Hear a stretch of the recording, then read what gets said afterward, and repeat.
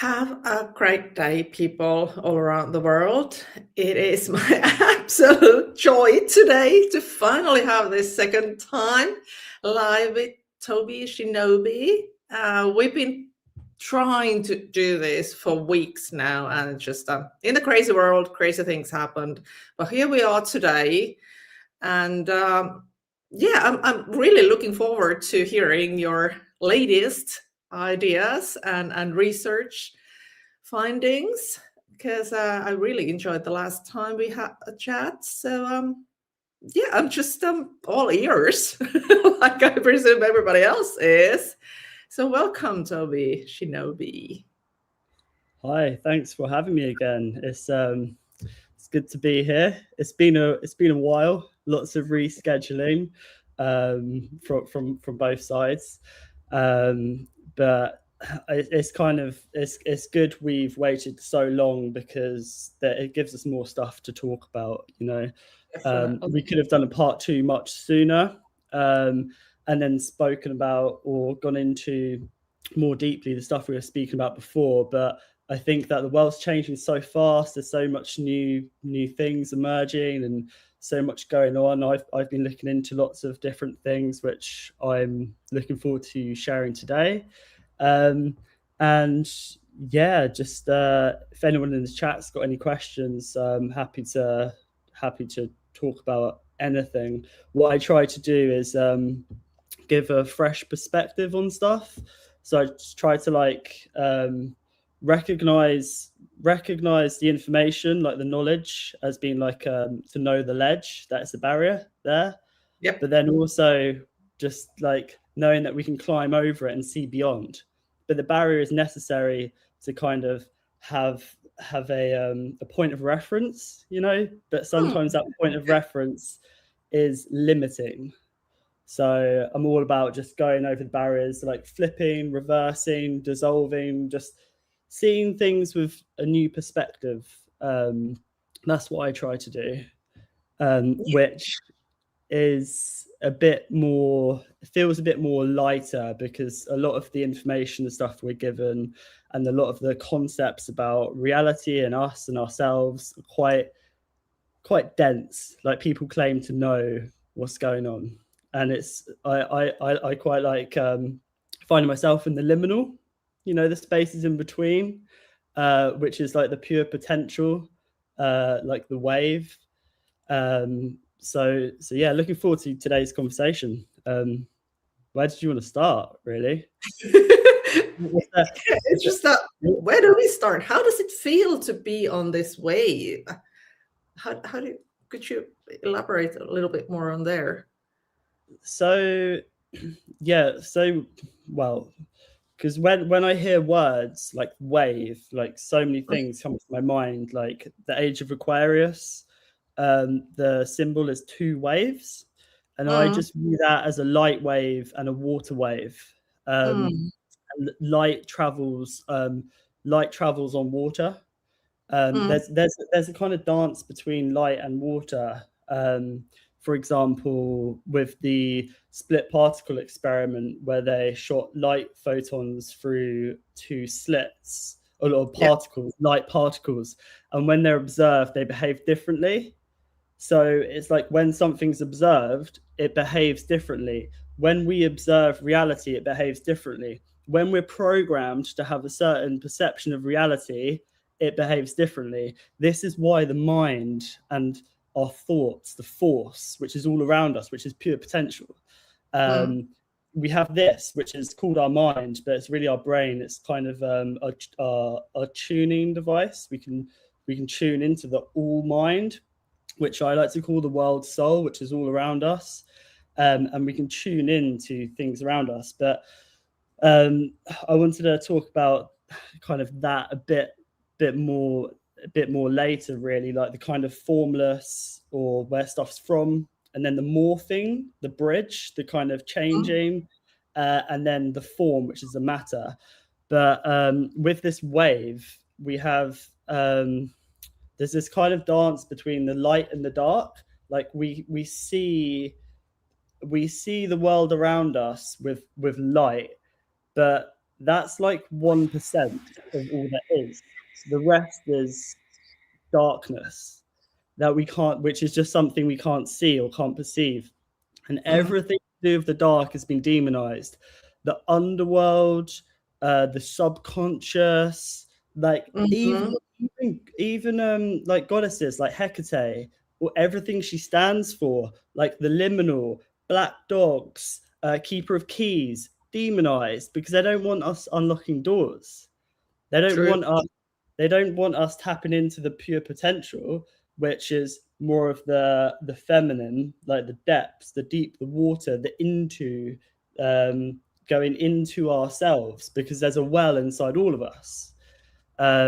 There's a depth inside all of us, and what's happened is that they've made us not look inside of ourselves, but constantly looking outside and outsourcing our power, our information, our knowledge, whatever. And that is the white light opposed to the black light inside of us, which I call like the well. And then if someone's like, oh, how are you? I'm well. Are you really? Like when you're well, you've tapped into your well.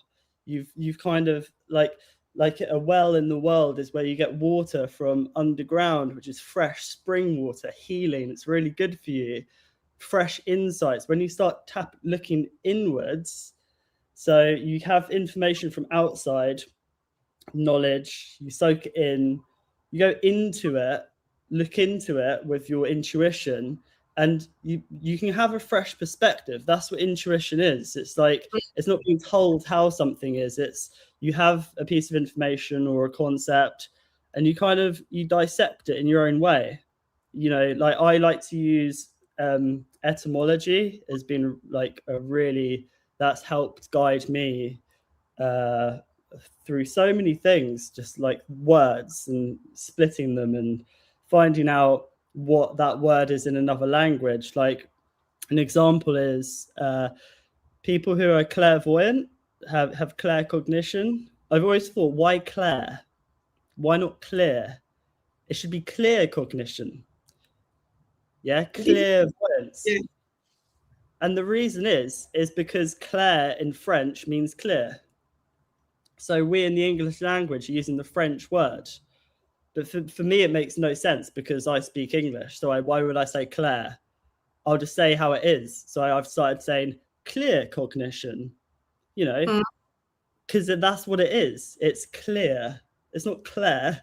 That's a French word. So it's interesting because they sound very similar, clair and clear.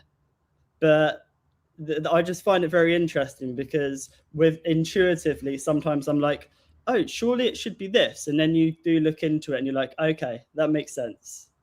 So yeah, the wave is just the spaces in between, like the liminal, the wave goes up and down. And I like a concept to do with the wave function is, I guess, that in cymatics, if you amplify the frequency, the structure of the matter changes. So have you heard of cymatics? Yeah. So like for example, like sound on water creates geometric patterns, and sand on a speaker creates patterns. So if you amplify the frequency, like a higher frequency, the symmetrical pattern's more complex. So my point in saying this is, with a sine wave, sin is short for sine. Dying for our sins is dying for our light. It's the opposite. It's not dying for stuff we've done wrong. It's dying for our goodness, our light, because we have sinusoidal light waves, sin waves, sine waves. It's the snake. That's what that shape is, which has been demonized. But anyway, if you have a low frequency, you have you spend more time in the ups and more time in the down and up. But if you have a higher frequency, you have like less time in up and less time in down, and you're just being. And that's what I tend to do, is not I'm saying higher frequency and lower frequency maybe isn't a good example. It's better to be able to show it on a graph. But my point in saying this is that everything is a wave.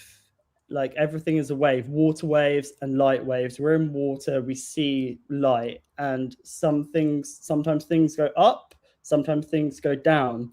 But the thing is, up doesn't mean good and down doesn't mean bad, because we have heavens above and the underworld below. We have the darkness within and we have the light outside. It's not to say that one is good and one is bad. Like the dark isn't good and the light isn't bad, vice versa. It's this dance that we're in. So one concept I have is like the way I look into things and the dance I do with my mind, my psyche. I call it Tai Chi for my psyche. It's just this constant dance like this, and occasionally you get things thrown at you, but if you're constantly moving, you can just wipe them away. And everything is in this constant motion. We're in an ocean of motion, be it water or light. And I think that this ties in with our emotions and a kind of stagnation. So motion, energy in motion, and that this energy should flow through us, but sometimes we kind of we block it and we forget to move. Like we're quite kind of like still rooted to the spot, and we're not in flow. And I think that this time we're in now, we really need to learn what it is to swim, like with our mind, learn to travel on water and not be stuck in a linear perspective of reality and what it is, what it could be, what it has been and what it's going to be. But it's just this wave of pure potential, and that we're vessels and we're channelers for anything to come through. And this is how subliminal and subconscious programming works, because there's so much effort to make us bring a certain reality into being. And I think that we're way more powerful than we realize. And there's so much done through the school system, through the monetary system and working and stuff like that to really like make us push our spirit and our soul into a box. I see what this sort of reminds me. It was just this morning on X, I was looking at this short video. There was a guy telling us that the Simpsons, they are not predictions, it's programming, because the people who write the scripts for the Simpsons, they have Ivy League degrees. Like the particular episode for the Pandora virus, which is now referred as the prediction for the hantavirus, the guy who wrote it has an honors degree from Harvard University in cognitive neuroscience. Why on earth would a person with honors degree in cognitive neuroscience be like writing the stories for a comic? Unless it is for the purpose of giving us ideas which we can sort of create into reality. Yeah, I think I saw that same video this morning, actually. That Matt Groening, good friend of Epstein, and he was on his flight log many times, wasn't actually the sole writer. There were 24 writers from Harvard. And then, the one you're talking about for that particular episode was a, not a neuroscientist, but what did you say he was? I think he was a cognitive neuroscientist. Yeah. Yeah, so he understands how the mind works. Behavioral studies. Yeah. Yeah, that's really interesting. Because there seems to be a lot of predictions in The Simpsons, like a lot of similarities, like Trump going down an escalator and things like that. I mean, it's certainly interesting. I don't see what the point would be in however many years ago doing that Simpsons episode and then now there's a variety. Perhaps they've got loads of cards. Like it does seem they have loads of cards.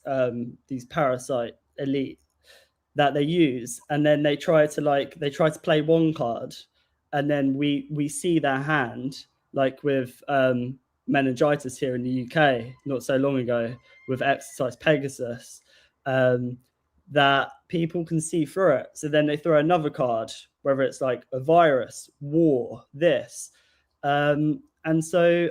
But I'm not sure how putting in a Simpsons episode years ago would affect reality now. Maybe it takes time. Yeah. Maybe it sort of like takes time because this is a material world. It's sort of like slow. Manifestation is slower here than in our imagination. Maybe I don't know. I really don't know. But that was stopping. I stopped scrolling for a while. I was like wondering that cognitive science is like what? Yeah, I mean, with movies, there's been lots of movies like White Noise on Netflix was based on a book, and that was about a train derailment in Ohio. That happened 2 months later. There was Leave the World Behind, created by the Obamas on Netflix. And 2 months later, a boat crashed into a bridge. The thing is, with all of these little things, you could probably decode them like all day. And sometimes people do. They're like, the ship was going at however many degrees, it left this place, it crashed into the bridge's name was this, the bridge was facing this way. And it's like, you can just get lost. And and some people do look into that, and I'm grateful for them doing so. But it's just like you can get lost in this stuff, and then people think like the code of like the Matrix and stuff, and like you can just get lost in that. And I don't think it's healthy or relevant. I think looking at the symbols, the symbolic nature, I think is it's still deep, but it's not getting lost. It's like, for example, a boat. What does the boat symbolize? And a bridge. Well, you have bridge, which can bridge worlds or this reality and another. If you're crashing into that bridge, like between those two states, like it could be just like material, but things seem to be symbolic, material, and metaphysical simultaneously. And this. So you can talk about the different layers. So the material aspect would be so that it's harder to get food across from that state to that state. I can't really remember because it's a while ago, but there are some things to do with that.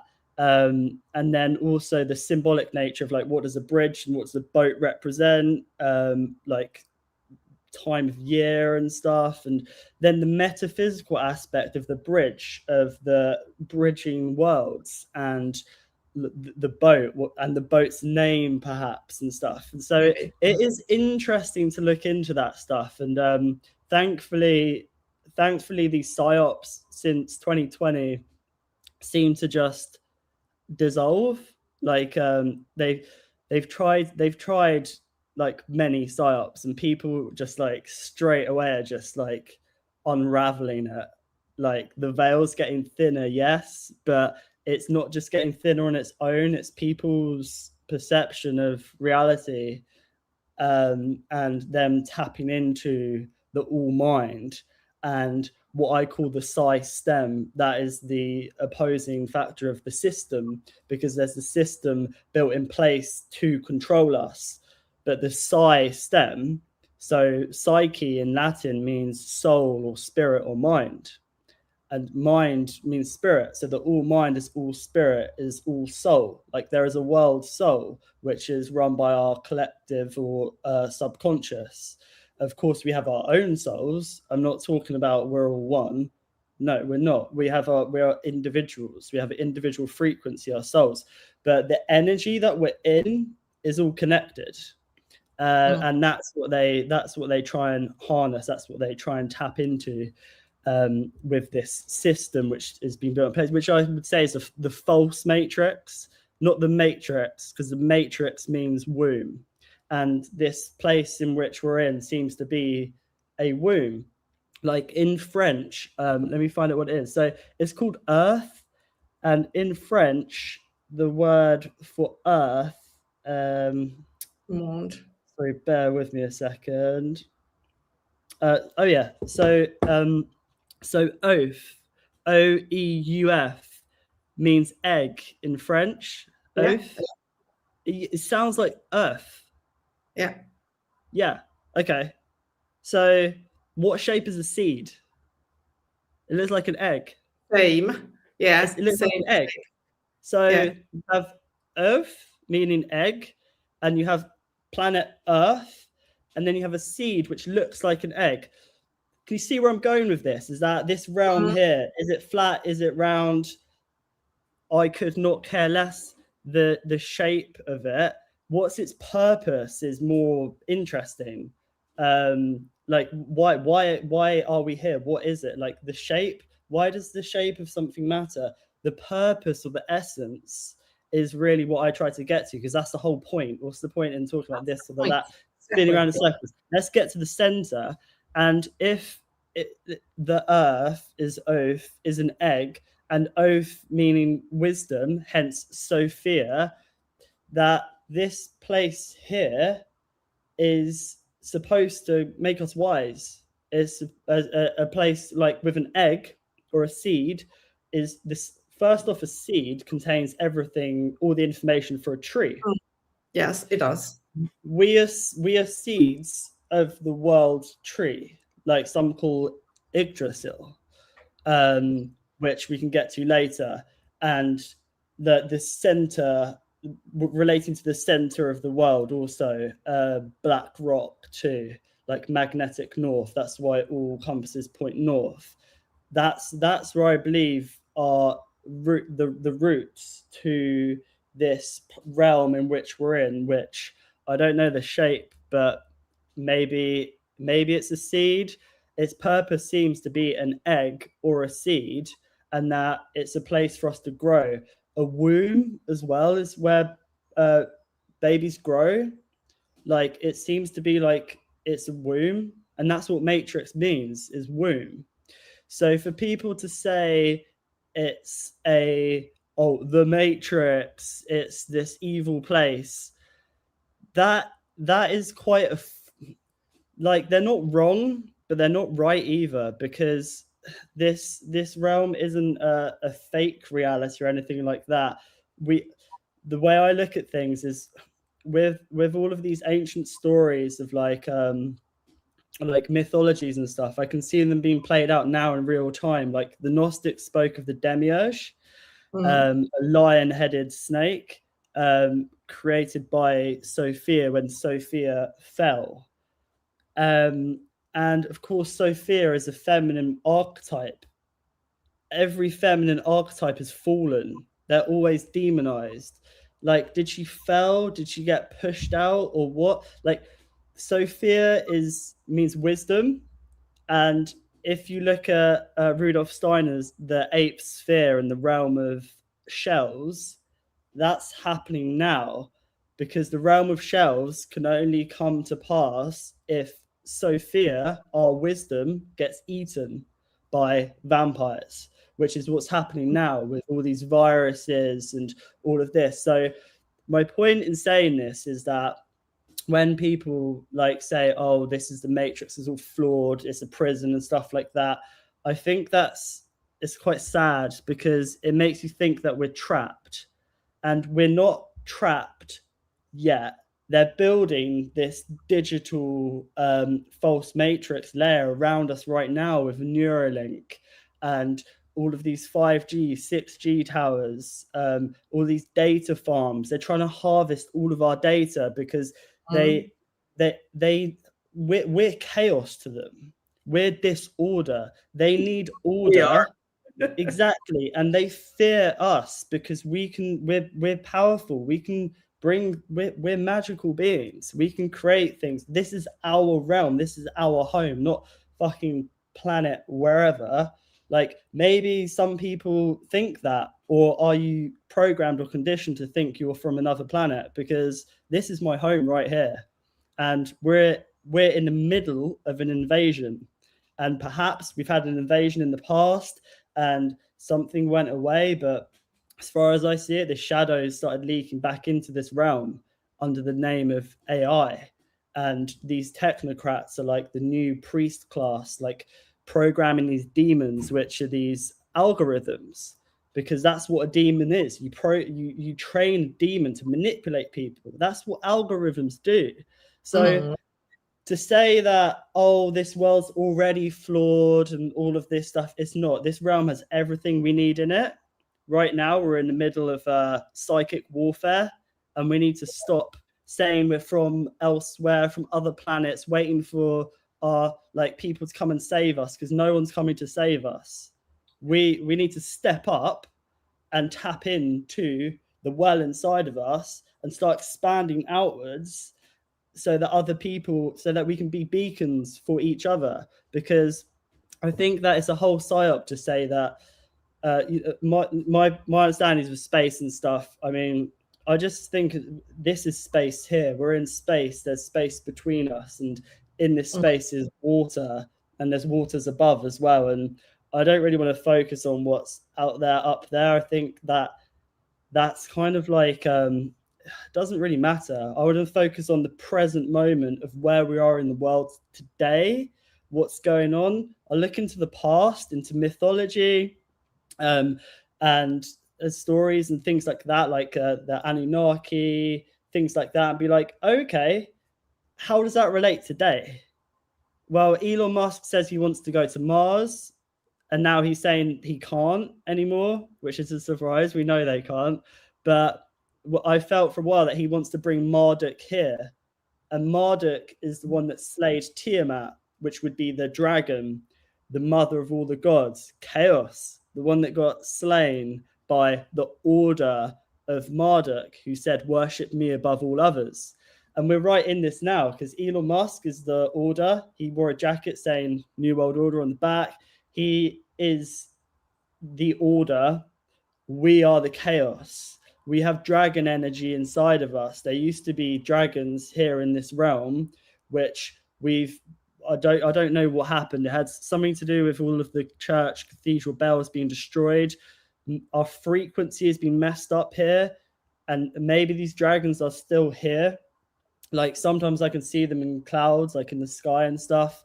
But I think that as within, so without, this energy is inside all of us. And I think that they fear us tapping into this energy. Like to breathe fire is just to breathe wisdom. Fire is wisdom. So fear, so fire. Phi is the golden ratio. It's a spiral. And when you're thinking in a spiral, it's in and out. It's not a square. It's not a cube. It's not fucking Minecraft. They want us to be in Minecraft, like thinking in like blocks, everything separated. Yeah, everything's really square. Our wisdom is a spiral. And with the spiral, the golden ratio is that when you learn something, you go back to it with fresh eyes and a fresh perspective, and you have it's an unraveling. Like if you look at like flowers and stuff, they're unraveling. A blade of grass even has the vortex, and it's this vortex energy which is what they fear, which is the balance of the masculine, the feminine, and then having our anchor point in the middle, because the word spin has the s, the sort of like that, but it has the pin. To spin, you need a pin, you need a central point, and that's what the mean is. The mean is the central point to something. That's what the meaning is the central point. Yeah. It's not what's outside of us, it's what's inside of us. And that's the point of us being here, is to connect to our core. And there's so much done to us to put up blockages and barriers to connect to our true authentic selves. People put on masks, and like the world stage, they're all actors, but that's just a reflection of the collective subconscious.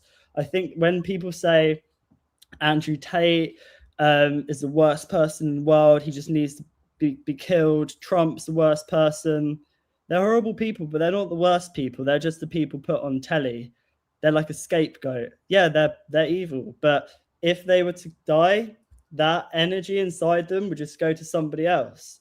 The only way we get out of this is by integrating and alchemizing, and it's not easy. Like, people tend to like fill their well, like with alcohol, drugs, sex, this, that, constantly filling it, and that's because they're conditioned to do so.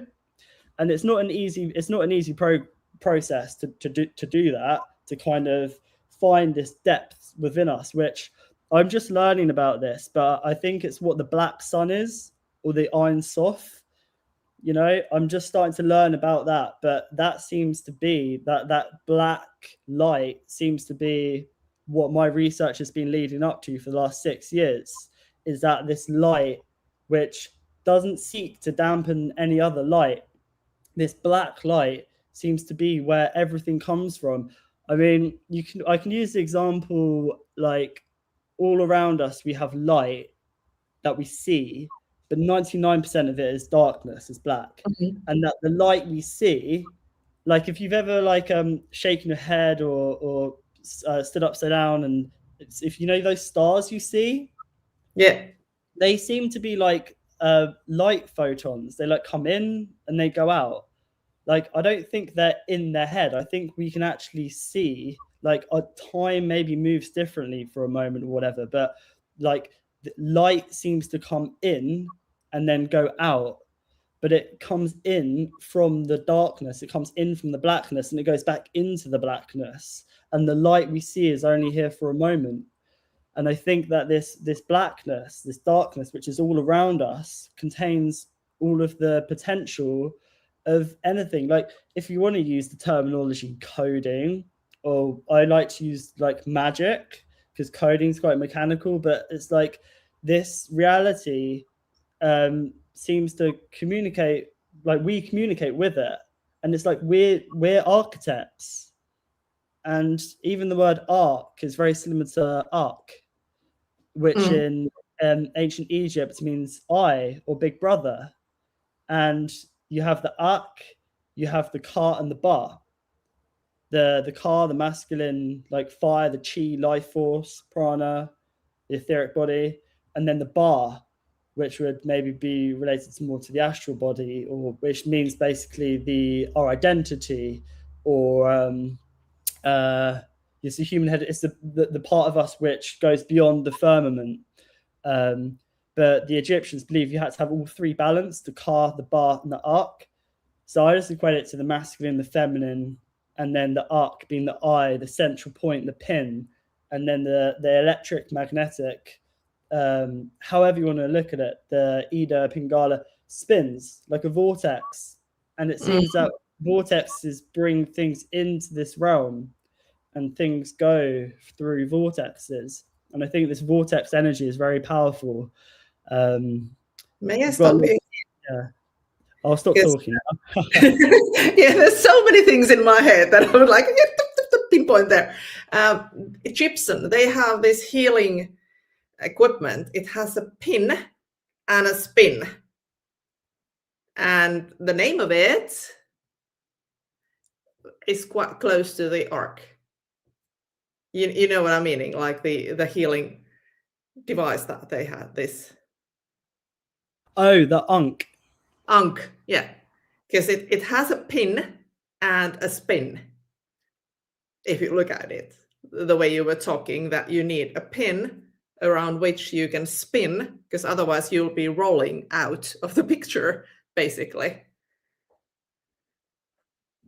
Yeah, so it's interesting that, so the Ankh is spelled ANKH, and that's the cross with the loop on top, which means life. And you have that, which means life, and it has a loop on top of the cross. So you have the feminine loop, the seed, the womb on top, and then the cross representing the more masculine element. And then you have an anchor point, which, on a boat holds the ship in place. our vessel is the ship, and it's very important to have anchor points. And you find anchor points, well, I find anchor points by using the middle way. You call it third eye, whatever. I like to use the word liminal, because we get pushed this way, that way. Like politics is the politics. It's the tick, tick, tick, tick, this way, that way, red, blue, you know, people following this person or that person. It's the spectrum. Whereas the empire, the electromagnetic fire, they carve straight down the middle using their third eyes, because they do rituals and rites and stuff, and they understand how they work, how this realm works, how magic works, how the formless, how you can bring the formless into form by morphing. That's what they do, these secret societies. Whereas people, like, ritual has been, and ceremony has been lost on people. I mean, it has, but it hasn't. Our energy's been used, like at the Super Bowl, the superb owl, like the owl of Minerva or Athena at Bohemian Grove. You have like these huge games and ceremonies, like music stadiums where they do rituals. I went to a Billie Eilish concert with my partner a few years ago, and I kept pointing out to her stuff. And she like the cameraman had an eye patch over, I think it was his left eye. I was like, I bet you he doesn't need that eye patch. I bet you that's symbolic. The cameraman went round Billie, like he did a number 6 and then did it 3 times. There was a snake up on the screen when she was singing the song about don't abuse your power.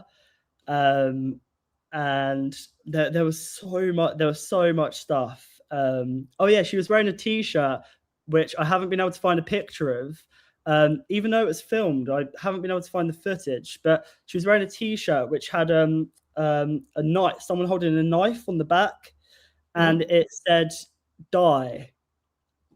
So the knife is being stabbed in the back, like someone will stab you in the back, and then the die, we have DEI, which is diversity, equality, and what's the other one? Which Billie Eilish has really been pushing, but she's telling you that she's stabbing you in the back. When we first went to the concert, on this big speaker, it was like, please wear a mask. And this was a year after COVID, and no one was wearing a mask. They were advertising this vegan food brand called Wicked, which, if you look at the ingredients, it is wicked. It will kill you because it's got a hell of a lot of shit in it. So anyway, there was just like, I could see all of this stuff. There was loads of other like weird ritual stuff they were doing with her music videos and stuff. And but yeah, so like people aren't conscious of the morphing. You know, they're not conscious of how they're bringing things into being, but the parasitic elite are. And when people are part of these mass rituals, our energy is being used. So yeah. Yeah. I could just listen. Maybe it has something to do with The Simpsons, and maybe it has something to do with on Netflix, like the films they show, and then it happens later in reality. I mean, are we responsible for that, or is it like tricking people into thinking? Is it making people more okay with it, like because your subconscious has seen it already happen? So you've seen it in the movie. You see like loads of people dying in a movie. You see loads of people dying in reality, and you're like, yeah, I've already seen it, mate. You know. So maybe it's like Overton window, I think it's called. It's kind of like it moves. So like things happen because our minds can't tell whether it's real or not when we're watching a movie. There's a lot of magic, like spellcraft, goes into filmmaking. Yeah, maybe it's just shaming us. Maybe it's guilt, like they making us feel guilty of the world around us, telling it's just us creating it. I don't know, it could be anything.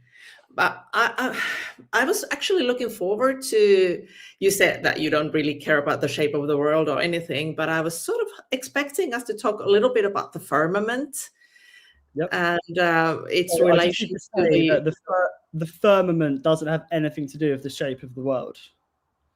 So we can talk about that. We can talk about anything. We can talk about the shape, but there's just so much other stuff to talk about. Like, there is. But another theory I found on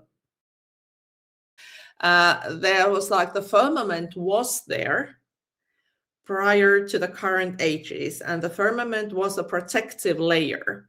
And under the firmament, we lived until 1,000 years, and we were connected to the star wisdom, etc. But when the firmament was broken down, I think this person called it a war or the fallen angels, never mind, but somebody from the outside broke the firmament. And nowadays, because of that, we are exposed to the moon energy more, and that keeps us like more vulnerable, and that cuts our life short, that we live the maximum 120 years nowadays, and which is like preventing us from living long enough to gain the star wisdom. Like this was her idea in short, that the firmament was, but it no longer is, and we are exposed to the bad moods. You muted yourself. Oh, okay. I'm going to come from an angle which is like, might seem unrelated, but it's the essence. So I'm going to talk about the firmament and the moon without talking about the firmament and the moon, Please. But I will get to that, because this is like, I can't prove that, but I can prove this. So, okay, so we have blue light in our screens for a reason, because that's to do with making us docile and not basically living properly. Like, hence classes. Yeah, so transhumanism is transhumans. You're just in a trance, like a zombie, sleepwalking through life. Okay, and the firmament. So first off, that relates to the moon, because the moon is to do with magnetism and tides, and this blue light on our screens is magnetism, because blue light pulls, red light comes towards us, like the sun. Blue light pulls. Yeah. So in 2015, they did experiments with magnetism, and they found that with magnets around the brain, let's say a phone might do this, or 5G or Apple AirPods or whatever. Maybe I certainly believe that there's these 5G definitely did this. Definitely. And as they're starting to roll out 6G now, we'll probably find this more. But they found with these experiments that it affected the prefrontal cortex here, the magnetism, and it gave people brain fog, and it detached them from God, meaning that they had no faith in the afterlife or anything.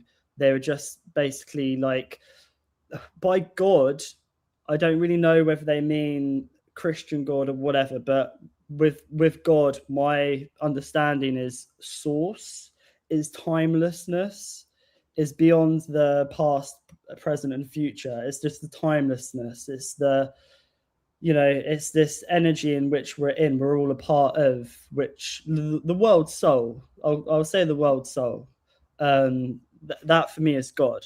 And I think that with these technologies, like this blue light, it can kind of drain us. If you've been on screens for ages, not doing much, you feel drained. Why? Because there's this magnetism has been pulling out your essence. So people want to talk about loosh and stuff and extracting. This is like literally scientific. Like it goes back to Las Vegas, where the CIA and mafia, basically the reason why Las Vegas has no windows, these machines have so many lights and stuff grabbing your attention, and they have alcohol, is because they want to keep you rooted to the spot. They don't want you leaving. Las Vegas is like the vagus nerve, which connects the heart and brain. You can think of the vagus nerve as the pin, and then the brain and heart as the spinning, the electromagnetic, the above, below, just polarity, with the vagus being allowing them both to spin and to communicate. So this realm is sort of becoming a bit like Las Vegas, in that there's so much done to disrupt our endocrine system, our nervous system. And so we rooted to the spot. So our imagination and our dreaming doesn't leave the firmament, because the firmament just means solid mind. That's what it is. Firm and ment. Ment is mind. But ment is also spirit. Mind is also spirit and soul. So it goes a bit beyond solid mind. It's more solid spirit. You look at it as like confined spirit. The firmament means confined spirit or confined soul. But the thing is, our souls or our mind or our spirit can go beyond the firmament, and we do so when we're dreaming or when we're daydreaming or using our imagination. We can go beyond the firmament.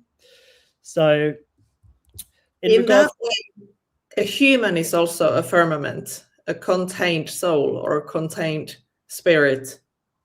Firmament is solid mind or solid spirit, and there's nothing solid about our mind or our spirit. We're told our minds are in here. So this is our physical body. We have an astral body. No, we have an etheric body and an astral body. Like the astral is more to do with our emotional body, I think. But really, like, the mind is all around us. It's like our body is in our mind. Our mind isn't in our body. So this is why mind over matter is a thing, and how you can heal yourself by thought. Because so the human is not a firmament, it is more. Well, I think that the firmament is seen as a negative, but I don't know if it necessarily is. It could be, but I quite like to look at the different possibilities of, like.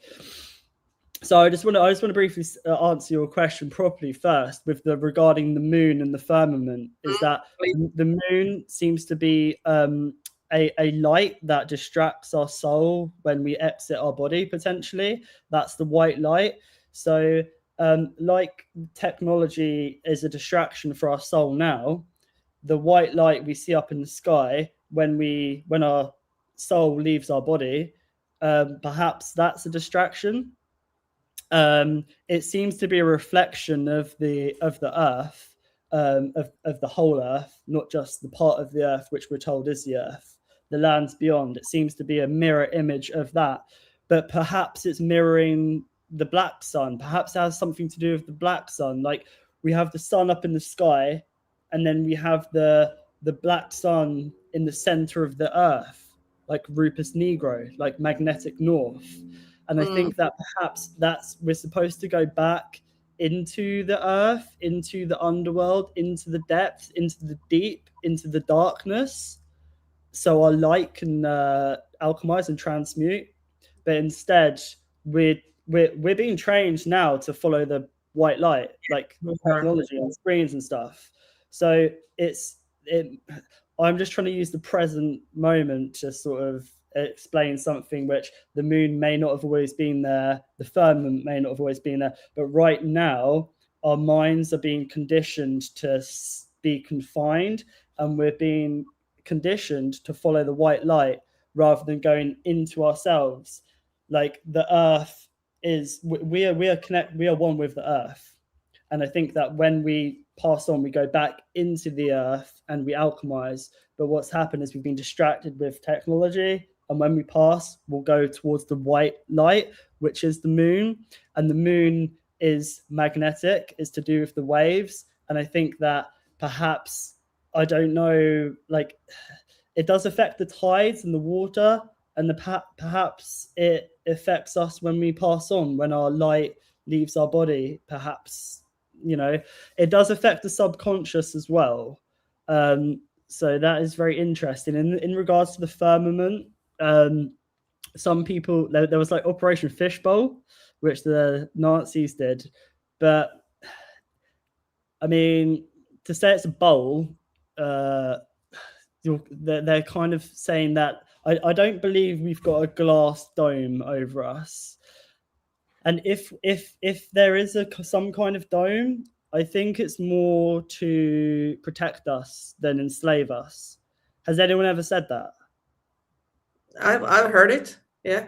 Okay, cool. Because I've not really heard other people say that. There are people say, "Oh, the firmament, it's here to like trap our souls and stuff like that." It was like, maybe, but what if it isn't? What if there's a protective water barrier, which is like a plasma layer of like structured water, which is around our DNA, like structured plasma water known as exclusion zone water is around our DNA and around our blood cells.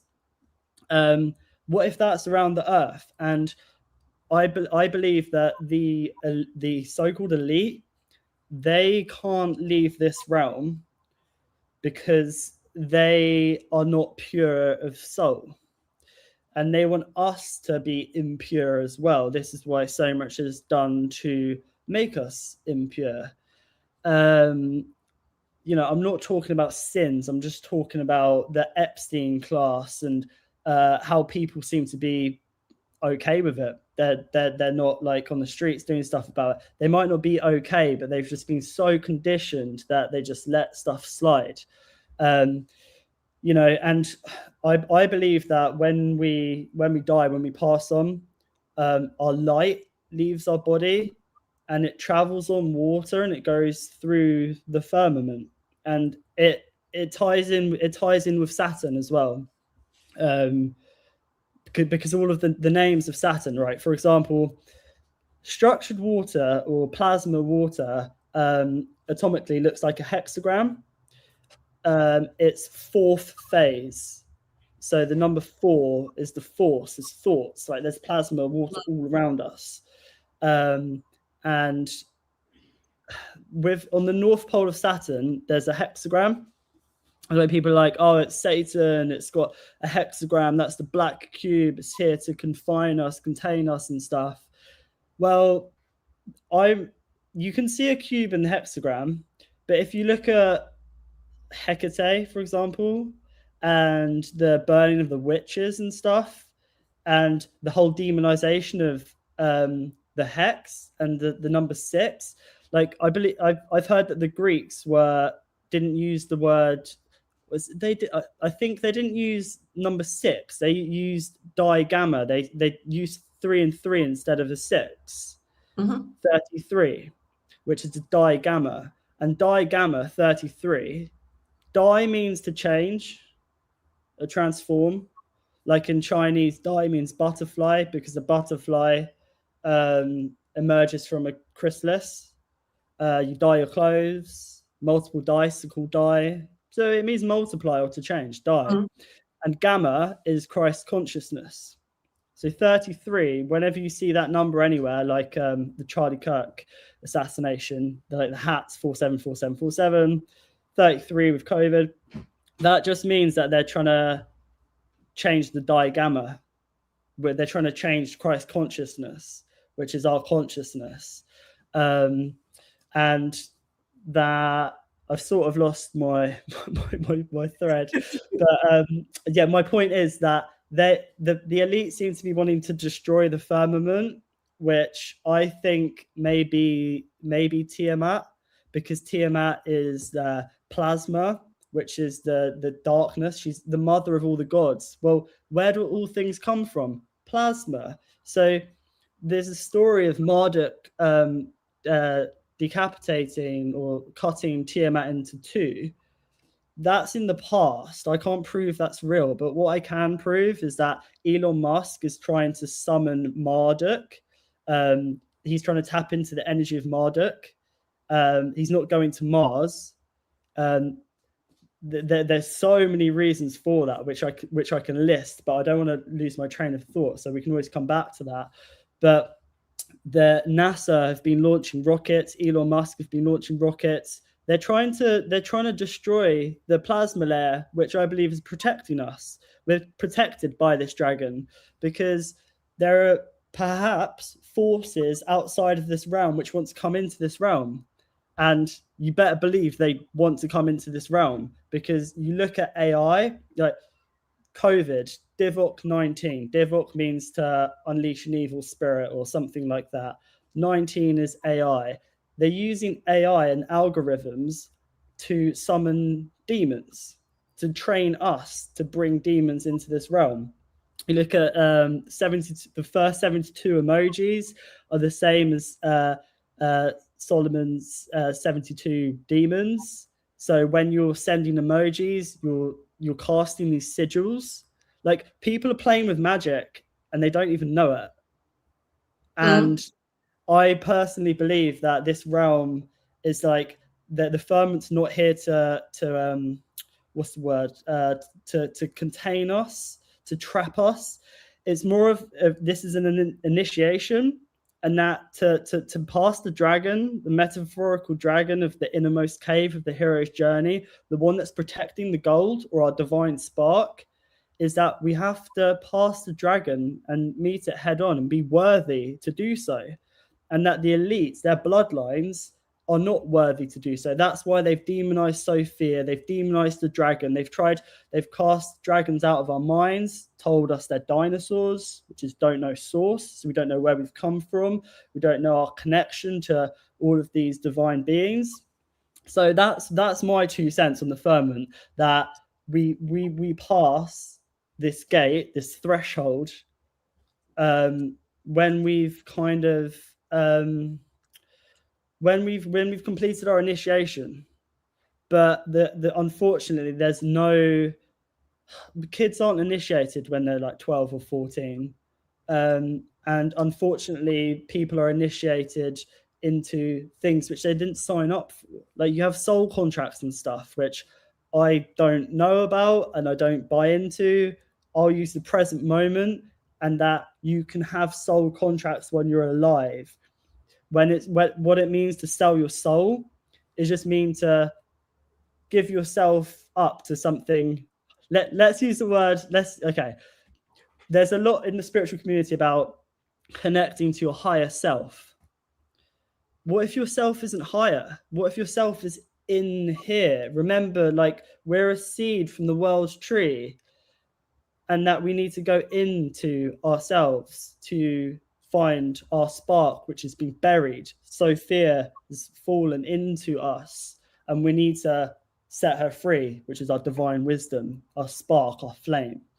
So people are outsourcing their power to a higher self. Well, you have higher as in up, but when you hire someone, when there's a job vacancy, so are people putting a sign up saying there's a self for hire because they've given their self away? Does that make sense to you? It does. Connecting to your higher self, is that really you, or are you letting other entities? I thought of that. You know, so I think our self is our core, is our essence, which is in us already.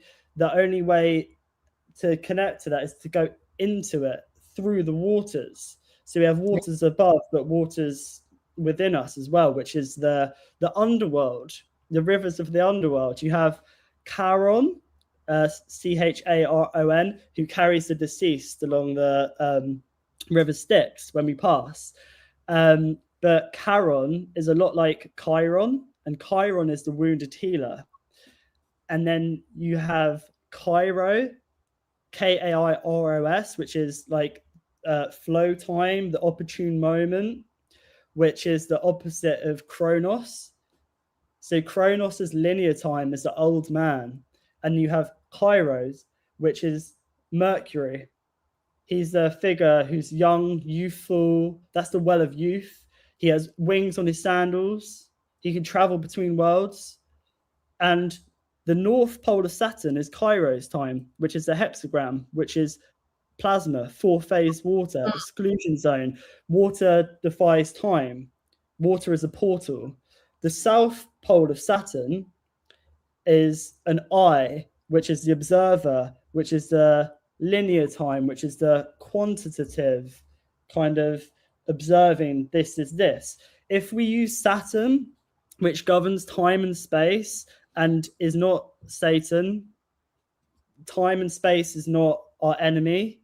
Like time and space is how we perceive reality. That's amazing. We just need to be in flow with time in the wave and understand that there is no space between things because we're in water and things ripple through water and it just takes time. But time is not linear. It's a circle. It's a sphere.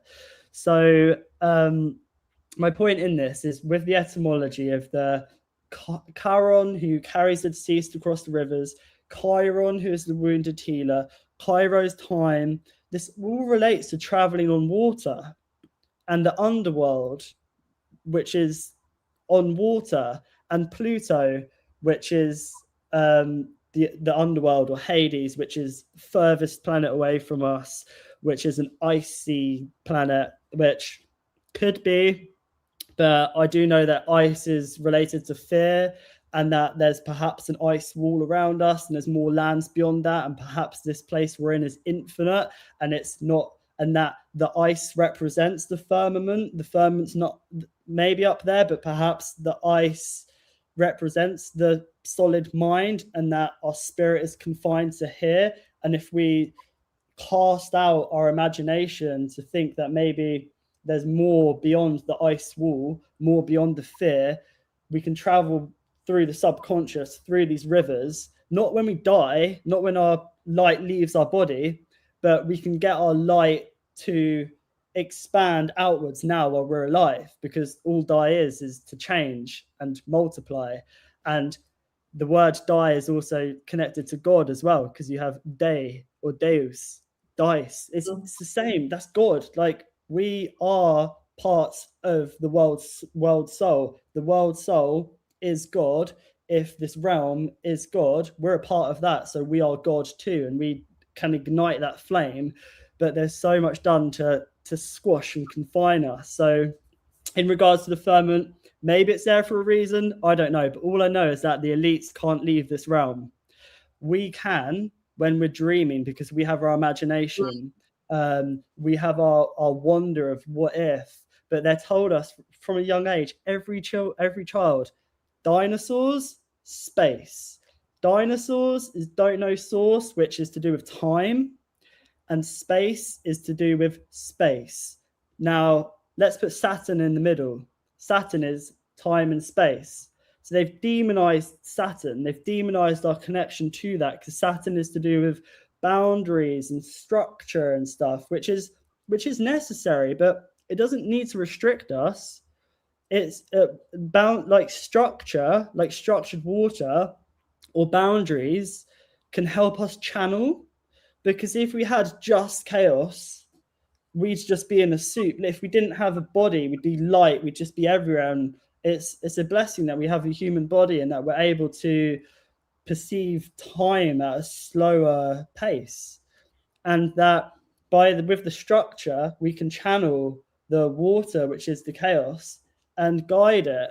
But this sort of chaos and order is a dance.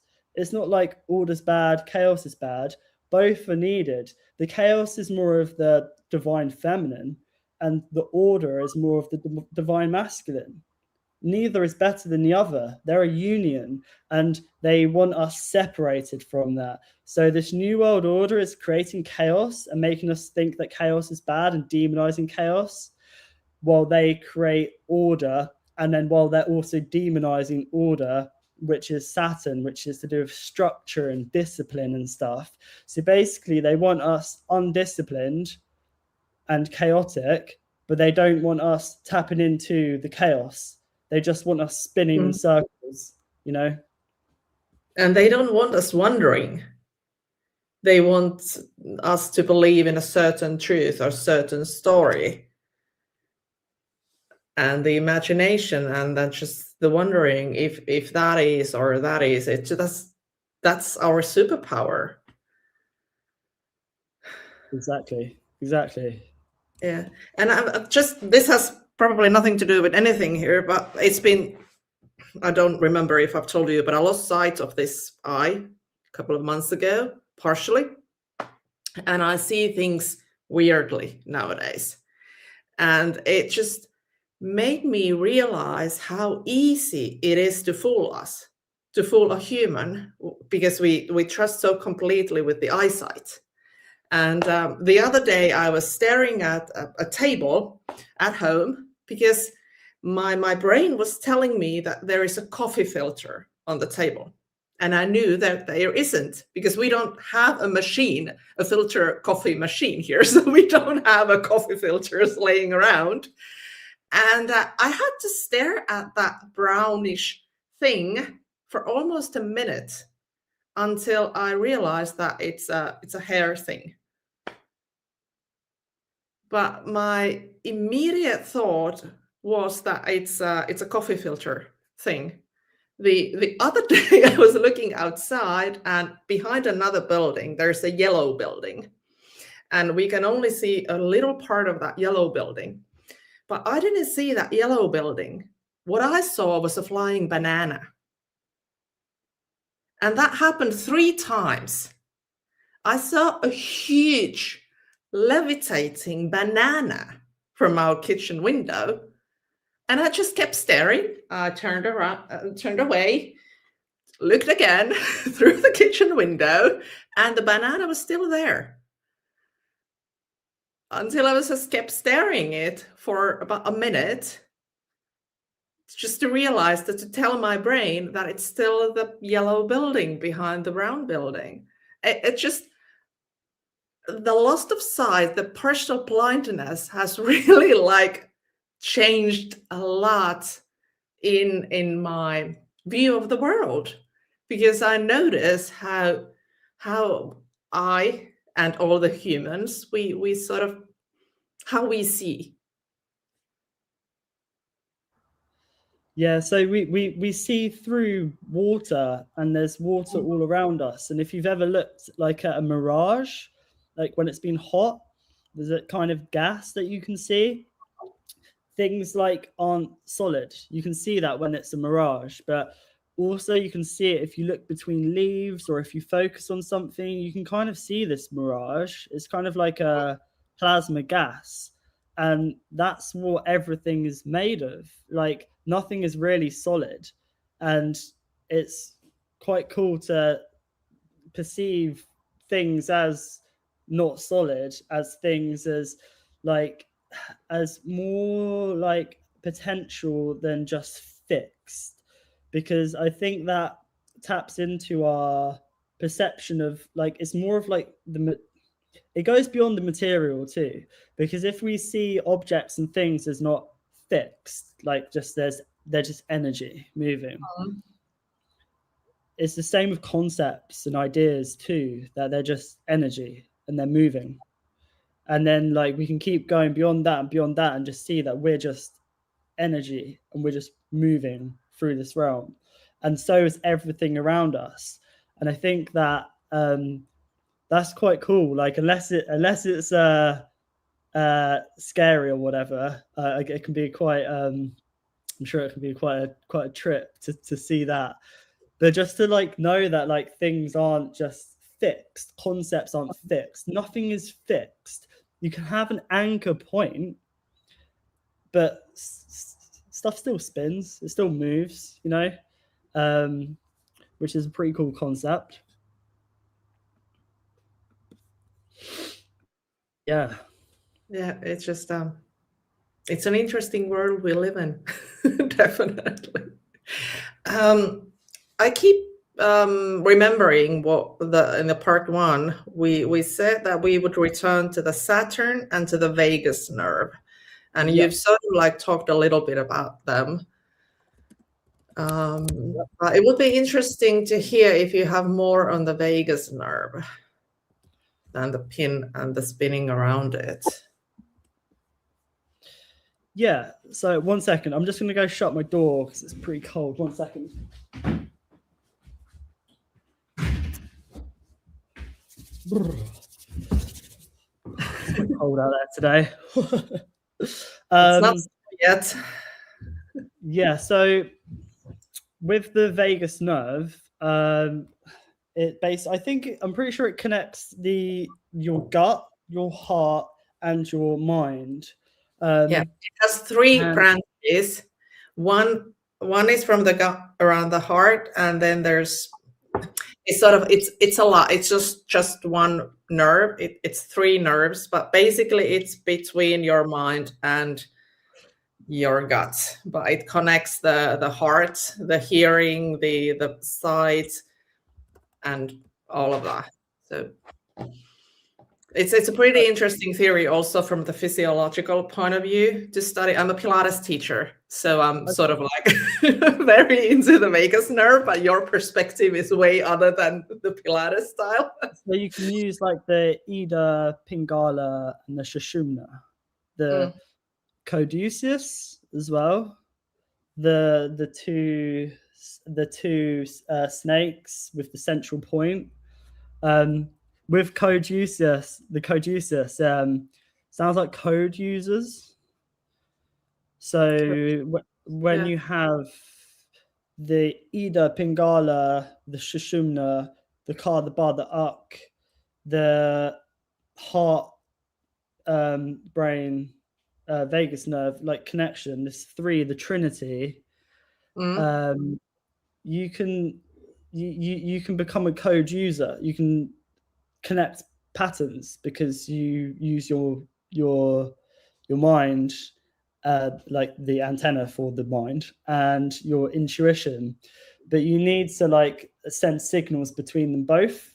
If this is severed, if this is cut, then you're just in your mind, your sort of mental capacity, or just your heart. So it's very important to have a union of these two, like the dance of the two snakes. But what's interesting is that the Vega star is in the constellation Lyra, and it's in between. I'm pretty sure it's in between Ophiuchus and the Hercules constellation. I need to look that up in a second, but the Vega star is in between these two constellations that represent the heart and the mind. I wish I had a big map in front of me. Vega and Hercules constellation. So yeah, I don't have a map in front of me, but I'm pretty sure the Vega star is in between Hercules, which would represent the mind, or like the eagle, like the air, and then Ophiuchus, which is the serpent bearer, which is to do with our heart. Ophiuchus being the 13th zodiac, the heart being the 4th chakra, which is both a number 4. So it's interesting when I heard that a while ago, that we have the vagus nerve, but then we also have the Vegas star, and of course we have Las Vegas too, which is what it tries to do is separate the heart and the mind. So people aren't really thinking what they're doing. Will that help?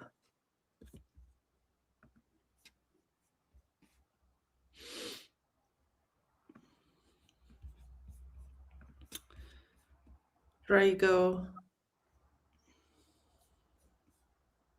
constellation of Lyra. Don't know. Yeah, I'm trying to find a map on my end as well.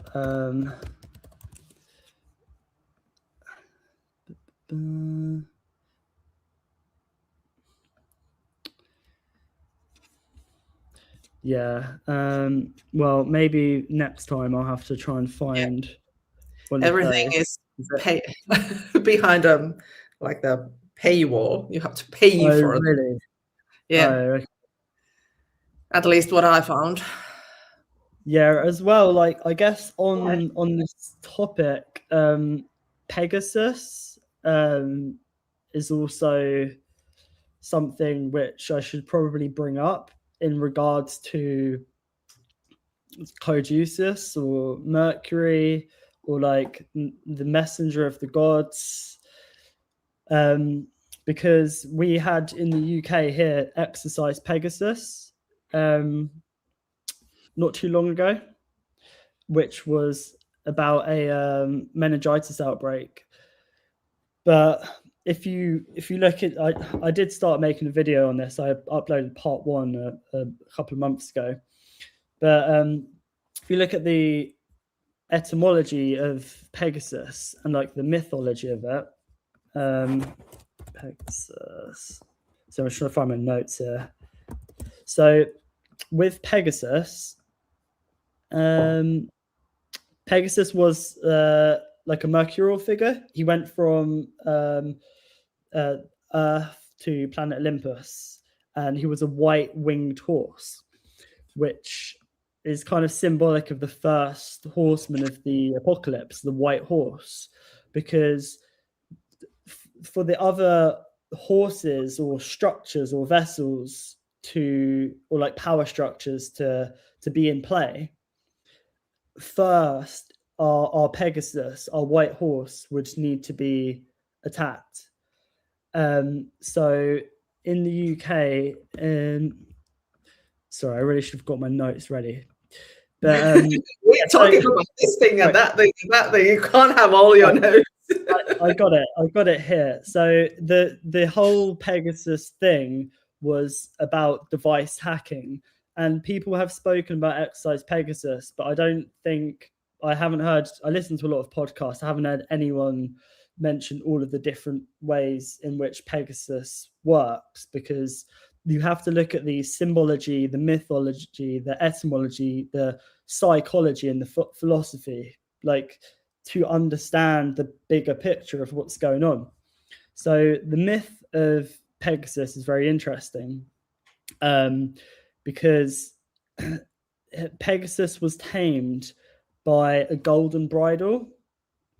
So there's a myth of Pegasus and Bellerophon, and Bellerophon was sometimes depicted as a giant with a golden sword, and he tamed the wild horse Pegasus with the help of the goddess Athena, who provided a magical golden bridle. After sleeping in her temple, Bellerophon received the bridle in a dream and found Pegasus drinking at the Perine spring near Corinth, where he easily bridled and commanded the horse. So basically, Pegasus represents our etheric body, I believe, because the Rosicrucians said that our etheric body, our life force or chi or prana, was symbolized by a horse, because a horse is a carrier. For example, we have like a horse carriage. That's where we get a car from. It's from a carriage, something that carries. And then now we have cars, which have horsepower. And in ancient Egypt, the car would be the vital essence or life force or chi. So the car is the vessel, and our car is the horsepower, if that makes sense. The Tibetans viewed our spirit as well as a winged horse, I believe, or a white horse. So Pegasus represents our etheric body. and this is what the vampires want to sink their teeth into. We have COVID, which came from a bat to a human. Bats communicate via ultrasound, and they have teeth. So it's very symbolic of sinking their teeth into us from a bat to a human. That's how the virus traveled. Whether the virus was real, whether it was from 5G towers, or whether it was just created by just pure fear alone. But they did manage to sink teeth into people, that's for sure. Yeah, sometimes like 6-8 times, which drains your life force or chi or prana. So that certainly happened. So with this myth of Pegasus, basically I view Chrysor, this giant, as Elon Musk. And Elon Musk, because in this myth, Chrysor went to Athena's temple, and she gave him a golden bridle. Well, at Bohemian Grove, they do these rituals to this owl called Minerva, which is another name for Athena. Minerva is Rome, Athena is Greek, I think, and she's symbolic of the owl. The owl represents like wisdom. So the temple would be the mind. So Chrysor in this story went into Athena's temple, and basically she gave him a way of taming this horse, this Pegasus, this wild horse who could travel between worlds. So Hesiod relates to how Pegasus was peacefully drinking from the Pierian spring when the hero, there's always a hero, Bellerophon, captured him and eventually tamed him. So I just find this very interesting because this white horse is the reason I bring up Elon Musk is because if you look at the St. George flag, which there was a march here in London, UK, a few months ago or whatever, where Tommy Robinson, real name Stephen Yaxley, had organized this march where everyone was flying the St. George cross, the red cross. Elon Musk was up on the screen saying how great this AI future will be and stuff like that. This was supposed to be a freedom march. Remember, Pegasus is related to freedom and wisdom. This was a freedom march, and Elon Musk was here trying to tame our vessel, trying to tame our etheric body by sinking his vampire teeth into people under the guise of freedom. It's always under the guise of freedom.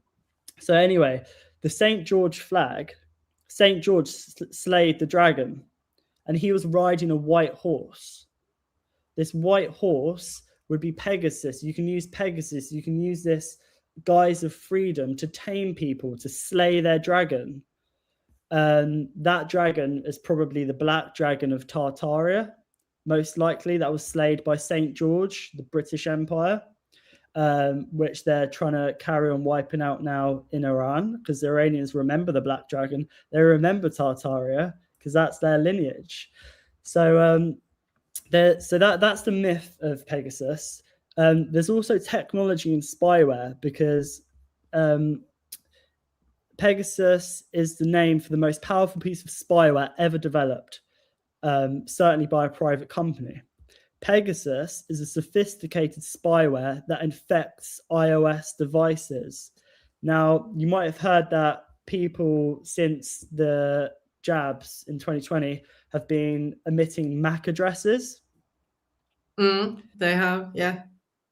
Okay, so I want to, at the end, after I've just gone through these couple of points, I want to try and tie all these threads together, because some people might not follow, but you've got to understand that this whole Pegasus situation is about hacking us, hacking our devices, because like hacking our vessel, basically. Yeah. So yeah, Pegasus is a sophisticated spyware that infects iOS devices, often via zero-click exploits requiring no user interaction. It allows attackers to access data, messages, photos, microphones, and camera. Data's our DNA. Our DNA has got a lot of data. Can what's going on with this 6G, which has just been emerging at the beginning of this year when there was this meningitis outbreak, which was this Pegasus scenario? This is about extracting our data, basically. So it was developed by an Israeli firm, NSO Group. It is intended to be sold to governments for tracking criminals and terrorists and has been widely abused. Okay, so that's the technology and spyware and the myth. The exercise Pegasus, which we had here in the UK, in May of this year, it was called Exercise Solaris, but basically that didn't go to plan. So they renamed it in July, Exercise Pegasus. So on the 16th of July, which is a 7/7, as above, so below, the NHS ran Exercise Pegasus. And that finished, I think it was in September or November. But on September the 7th, which is another 7/7, because sept is a 7. So another 7/7, we had an emergency alert here in the UK where everybody's phone in the UK went off, like a signal. So I'm just kind of connecting all of these threads. Like, okay, Pegasus, white horse, first horseman of the apocalypse is white, Pegasus is white. They're running Exercise Pegasus. They're bringing in the structure of the first horse of the apocalypse, which is, I can't remember what it represents, but it's probably something to do with disease. Is the first horse either the Christ or the Antichrist? God, do you know what? I can't remember. If anyone in the chat wants to let us know. But I think it's to do with like, oh yeah, he carries a bow and is given a crown as a figure of conquest, perhaps invoking the Antichrist. So the white horse can either be the Christ or the Antichrist, basically. What the Antichrist is anything which seeks to confine and restrict us and extract our Christos. That's what it is. It's not a person, it's just an energy. So this white horse of Pegasus being freedom, with the Charlie Kirk assassination, which happened in September, when the Algol constellation, when the Pegasus constellation is visible in the sky, this is when this whole thing was rolled out from July to November. That's when Pegasus is in the sky.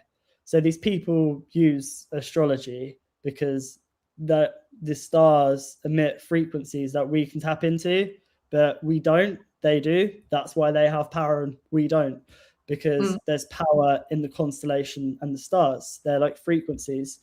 So yeah, that was rolled out during that time. And also during this time, there was the Charlie Kirk assassination in September. And Pegasus was birthed from the neck of Medusa, which is known as the Algol star, which is perhaps where we get the Algol rhythm from the neck, from the vagus nerve. And Pegasus was one of a twin. There was him and Chrysor, this boar. He was a twin, and he was birthed from the neck. Now, Charlie Kirk was wearing a white T-shirt which said freedom on it. Pegasus is a white horse which represents freedom. And when you can't speak, you're a little horse. And he was shot in the neck. There's just weird energies going on. And like, I don't really want to talk about it all now because I want to like answer questions anyone in the chat or you has. But there's just really interesting stuff. Clearly, the constellation was visible. There's lots of symbology. The main gist, the main point in this I'm trying to make is that COVID, bats, vampires are related to bats. They suck blood. You have vampire bats. It's to do with teeth. There was a meningitis outbreak, which people didn't fall for. That went away. We had Nipah virus in India. which comes from a bat to a human, which causes meningitis-like symptoms. That went away in January. And now we have this hantavirus, which sounds like hunter virus. And Artemis is known as the hunter, and she has a bow and arrow. And there was the moon landing, or moon mission, not landing, whatever it was. The moon represents the subconscious or the wave function. It affects the tides, our emotions. So all that represents, that whole space show, is basically they're going to be manipulating our emotions. How are they going to do that? Well, it seems that they're trying to use hantavirus, which is hunter virus, it sounds like. And the first horse carries a bow. Well, Artemis has a bow, so they're using the energy of Artemis, who is also a twin. You have Artemis and Apollo. Well, Pegasus was the twin. You have Pegasus and Chrysaor, so it's interesting. But what's happening is that there are vampires like Elon Musk, Bill Gates, all of them. They can't exit this realm, so they try to sink their teeth into us and drain our life force and feed off us. In the material, it's called adrenochrome, but beyond that, whether it's in the etheric or astral, they're parasites, and they're taking our life force, and they do this by a subconscious manipulation, like they're trying to do now with this virus, which comes from a rat to a human. 2008 with the banking crash was the year of the rat, and 2020 was the year of the rat. And it's no coincidence that now, exactly 6 years later, they're trying to roll out the same script, basically. They're trying to roll out the same script to put fear in people so they sink their teeth in. And while we have war, which would be the second horse, the red horse, we're in the year of the fire horse, by the way, as well. Of course, there was going to be war of the year of the fire horse, because the fire horse is the red horse, and that represents war symbolically. So there we go. Iran started in January or February, the beginning of the fire horse. So yeah, there's all that going on, basically, which is this energy crisis, which we have at the moment, like to do with fuel and petrol. Well, petrol fuels cars, and in ancient Egypt, you have the car and the car. The car is our vital essence or life force or chi or prana. Now, that is the fuel which they're trying to extract from us, while at the same time, they're stopping us accessing petrol so we can fuel our cars.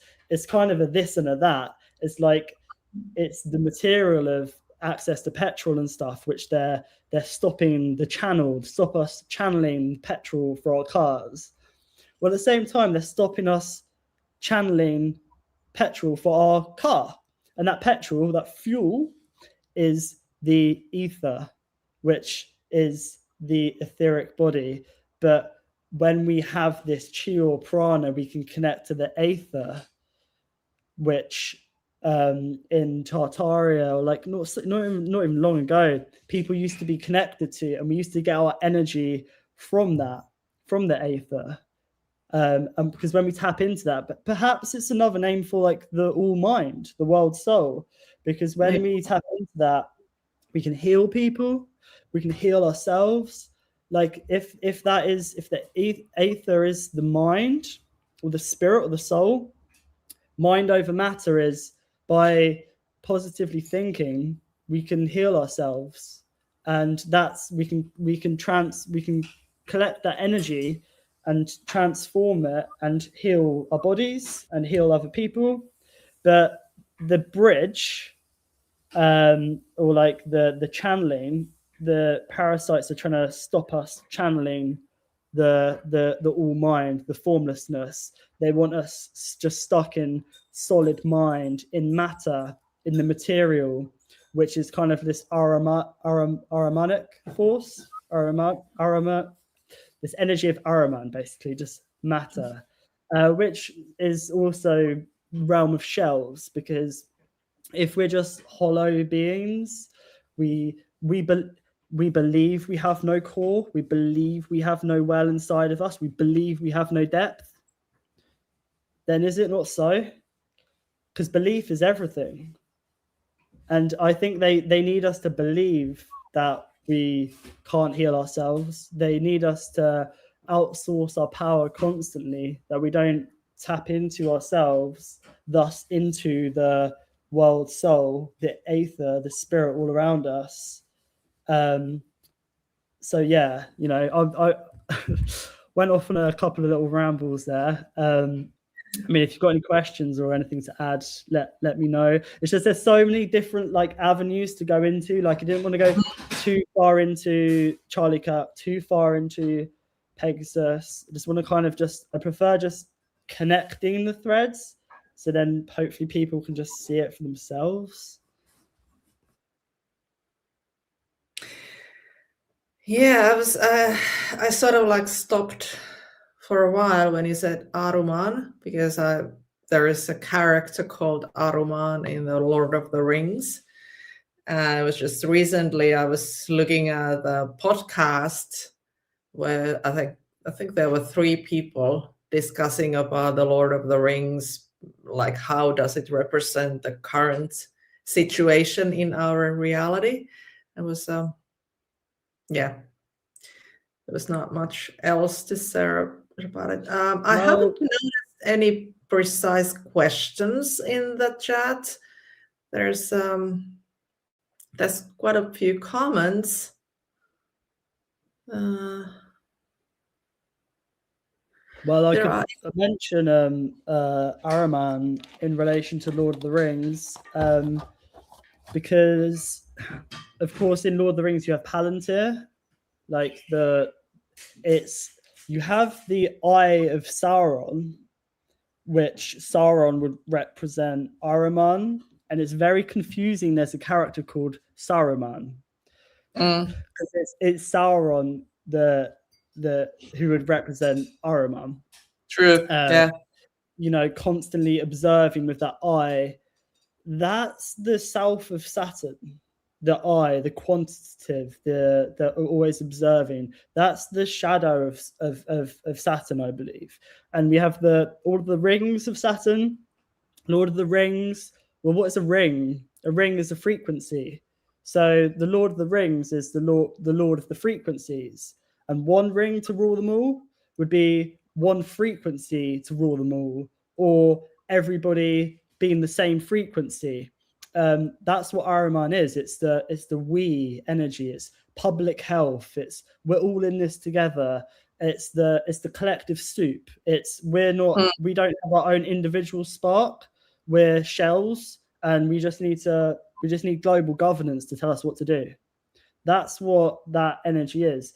And Palantir, the corpse operation, the corporation, that run by Peter Thiel, which is an anagram of reptile.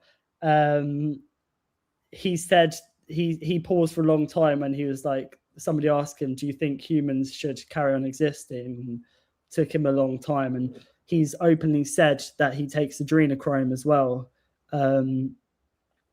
So they're using this all-seeing eye to basically track and trace and constantly observe everything that's going on in this realm.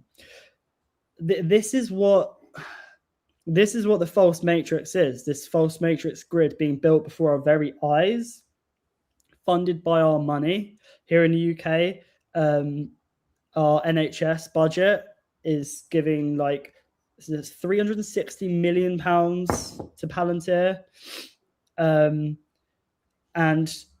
all of this is to do with just tracking and testing and tracing. And you have the smart dust, which is called MEMS, and they just basically want to implant false memories in us. Even by doing so, they don't need to do anything other than gaslight us, because really, like, about to implant, you need to take away. So we have a flame inside of us, we have our divine spark, our Christos. The Antichrist, which Peter Thiel did a private talk about, what is the Antichrist? I'd love to have heard that, because it's you, mate. Peter Thiel, you're part of the Antichrist. They seek to extract this. And with alchemy, like with a plant, you use gas to extract the oil from the plant. You use gas to extract the essence.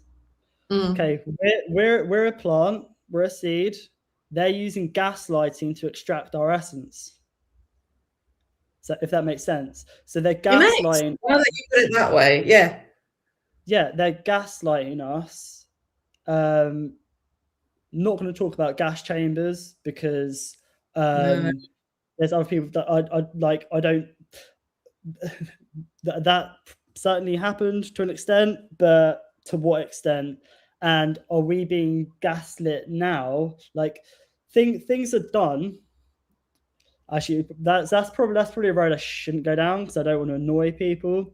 But because people hide behind things too. Like, they say, all of these people, all these technocrats, they say they're Jewish, but they're not really Jewish. They're hiding behind something, because if you say anything against it now, you're called an anti-Semite, which Semitic is Arabic people, so it'd be Palestinian, Iranian, stuff like that too. But they say that they're the only ones, so they're hiding behind that. And if you mention anything, they'll say, well, oh, look what happened to them, the gas chambers and stuff. But are we being gaslit by that? I'm not to say it didn't happen, but you can still use something that happened to gaslight people, and it's just the word gas comes up. So that's why I'm bringing it up, because you have gas chambers, and now they're gaslighting us to do whatever they like. So basically, we get gaslit by, like, for example, like climate change, saying, oh, if we don't do this, the world's going to end. We just need to give our power away. Or like with COVID, 2 more weeks to flatten the curve. Oh, it's just going to be elderly people. Oh, actually, it's just going to be these. Now we need to inject newborn babies, which I don't think they quite got to that point. I mean, some people might have let them inject their 6-month-old babies, but that's awful. Like, that's what these vampires want. It even goes beyond babies. They want to change our DNA. This is what Project Stargate is about. This is what Elon Musk's Starlink, because our eyes, these are called irises. Iris is a mercurial figure. Iris is a goddess. So an ancient Greek goddess of the rainbow, a messenger of the Olympian gods. She served as a colorful bridge connecting heaven and earth, a rainbow bridge. Well, that comes up in what is it? It's not Ragnarok, but it's in Norse mythology. You have a rainbow to get to Valhalla. There's a rainbow you have to cross. We have a river. A river, yeah? Yeah, we have a river. We spoke about that earlier. Yeah. It's always water. Yeah. Yeah, at least in our, like, the Finnish mythology, it's the river. I don't remember hearing about a rainbow. Well, with a rainbow, that's you get a rainbow with water and light when it's raining and light. So the water and light are like synonymous. Our light travels on water, so like light travels on water. Whether it's the dark waters all around us, and there's dark matter, light seems to travel on that. And when we pass on our light, our divine spark travels on water. So I guess it would make a rainbow. I'm just quickly checking rainbow and Valhalla. Oh yeah, I can't find anything about that. I'm not gonna try looking now because it doesn't really make a great conversation. It's fine sometimes doing research on the spot, but there's plenty of other stuff for us to talk about. Too long. Yeah, exactly. Yeah. So this is why I try to get to the essence of things, and this is why I try to look at the multiplicity of things as well. So when somebody says like I can't remember the name, for example, like an Indian god or a Norse god, I try and find the common thread between them. Yeah, that's in the Norwegian mythology, the rainbow. It's a bridge that connects Midgard, the earth, and Asgard, the kingdom of the gods. Yeah. So it's not like downwards, it's upwards. But this is just the quickest. Where does it say upwards? Because in the idea is sort of like the earth being the middle realm and the dead being down and the gods being up. So the rainbow is reached to the upper layers and not to the but Norwegian mythology is not my my masterpiece. Yeah. But to travel to the lands of the dead, there is a river to cross in our mythology, in the Finnish mythology. So rivers you cross. So it's the same as like crossing the river Styx. Those 5 rivers as well are very interesting. 5 rivers, the 5 rivers of Hades. One is called the river Styx. One is Lethe. One is Acheron, which sounds like Archon. Where are the other ones? Wait, there are 2 other rivers which I swear I've never seen before. But Pluto's moons. So Pluto has 5 moons, and there are 5 rivers that you have to cross over when you pass on. Pluto represents Hades and the underworld. So Pluto's moons are interesting because you have Charon, he's the one that carries you across the rivers. You have Nyx, which is the primordial goddess of night, darkness. You have Styx, which is the river that Charon carries you across. You have Kerberos, which is, you swap the K and the C, you get Cerberus, which is the 3-headed dog. And you have Hecate, who's one of her animals is black dogs. And you have the 3, the tri-cross. So I'm sure there's some kind of connection between Cerberus and Hecate there. And then you have Hydra. And Hydra is the many-headed snake, like dragon or whatever, water dragon. So it's really interesting that you have these kind of relations to Pluto and to this myth. Obviously, they're named after these mythologies. But what was my point in saying that? I can't remember my point. This is a flow. We're lost in translations here. Yeah, well, for example, like with this Saturn. We've got a question here, I think. Tom Ruhr, arc on. An arc on thoughts or across it. Who controls your thoughts and emotions? If it's you, then who controls the arc on? If it ain't you, the arc on or in thought controls you. Yeah, well, the arc is it can be like a bow, like a vessel or a carrier, like Noah's Ark being a boat or a ship. A boat being very similar to a bow, like that, the arc. That's the shape of the boat. And an arc is also a story. And a story is a store of energy. Like in the library is where the light is buried and you open up a book. That opens up a whole world, which is light. Light is information. So, and then the on is another name for the sun or light as well. So arc on is the vessel of the light or the carrier of the light or the story of the light. The archon are rulers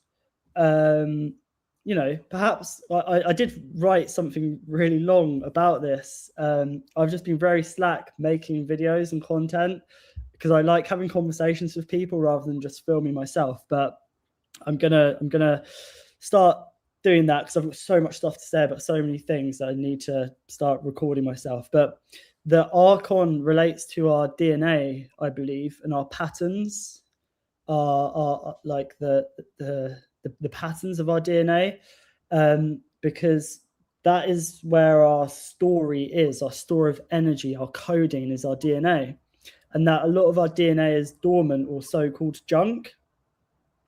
But these parasites, these so-called archons or rulers, they can rule us through our DNA by making us follow these patterns that we wouldn't usually follow. Because I relate the DNA to the subconscious and conscious mind, because our subconscious is about 95%. And our DNA is about 95. Our junk or dormant DNA is 95%. So they're the same. And our DNA is light in water, and our subconscious is related to water. Hence, when we die and cross worlds, we travel on water because we've got to go through the subconscious, which is the rest of our mind, which that's like the backstage. We've kind of disconnected ourselves, or it's been disconnected from us. And that's where the manipulation happens.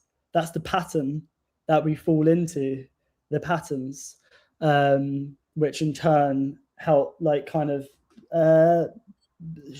is how we construct the matter, is through the patter. Like pater is means father in both Sanskrit and Latin. So you have like pitter patter of like the raindrops of the rain, like control of like the archons of rulers. Well, we have pitter patter of light codes coming down from the sun, from above, from father sun. So pitter patter. And then we have the matter, the matter being the mother, the matrix, the womb in which we're in is the mother. And then the matter is the frequency, because we're in a frequency. We're in a frequency that we frequently see. This light comes into water in which we're in. The light comes into water. The light comes through water into whatever we're in. Matrix, womb, seed, egg, whatever. We're in somewhere where we're able to grow, and there's efforts to stop us growing. That much is clear. So you have the pitter patter, light codes come down, and then the matter to frequency. That's outside of us, but inside of us, our DNA is light in water. And in water, if you have a frequency, you can create light. It's like the oldest creation story. In the beginning was the word. There's always been the primordial waters.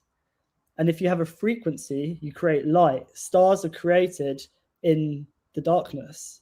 So our DNA is like a star, or soul. Our sun is soul and sun are the same. Our soul is in water, and this water is the well inside of us, is our subconscious. And if we go into our subconscious, into the well, the depths, we'll be able to ignite our spark. And I think that this is to do with the fall of Sophia, because she fell through 13 aeons, supposedly. And 13 is related to mem, which means water. And for a seed to grow, it needs both mem and ori, memory, water and light. Mem of the water, the Sophia, and the ori of our patterns, of our light codes. And the sun helps activate our light codes. But if it can't get through the water, if we don't let this energy go into us to activate, we're going to have dormant coding inside of us. And how we activate this is by becoming code users, the coducers, by having the balance of the energies and having an anchor point and letting stuff vortex around us, not getting caught up in the this or the that, Just being grounded, I guess. And being grounded, you can do it by being connected to the earth. You can do it by being connected to water, holding your hand under a tap, connecting to the trees. But you can also do it with your psyche by being connected to the psy-stem, where our psyche stems from, our roots, our lineage, which is the heart, which is the earth, which is this realm. And if you have certain concepts to ground yourself, not to say that you're going to be fixed in one perspective, but that you have a pin and your mind can look around and you can have a 360-degree perspective rather than getting a black cube on your head and having 1 degree and being an expert in one field but being ignorant to the rest. If you're grounded in your mind's eye, you can acknowledge the field all around us, which is the 99%, which is waters all around us, which is also inside of us, which is pure potential, which is our coding inside of us. But unfortunately, we only use a little bit of this coding. And unfortunately, the rest of the coding is manipulated by this parasitic elite because they've perfected systems over however many years, you know. But what's interesting with the fall of Sophia is something I've been looking into recently, is I think it connects with the flood and the Younger Dryas, because that happened about 11,400 years, was it 12,000 years ago? Younger Dryas. The Younger Dryas, 13 to 12,000 years ago. So supposedly Sophia fell to the first aeon and she was trapped for 11,000 years. So say for example that the Younger Dryas happened 12,000 years ago and she was trapped for 11,000. That means there would be 1,000 years. So I'll start off by saying 1,000 years has been added to our timeline. The millennial reign of Sophia or Christ happened 1,000 years ago. So if we look at her being trapped for 11,000 years, she would have been released in the reign of Christ, which is an energy, not a person. Maybe a person and an energy. If you look at all of the beautiful architecture, like Tartarian architecture, Ear is another name for earth, and Tar means to be connected to. We're more connected to the earth and this sphere, this Sophia, in which we're in, this place where we cultivate our wisdom. We're more connected to that. Something happened. And I think that the flood that happened 12,000 years ago, there was a reset 12,000 years ago, maybe. Perhaps that's what happened in Atlantis. Perhaps Atlantis was like Tartaria. We were connected to the earth. Perhaps it was Hyperborea.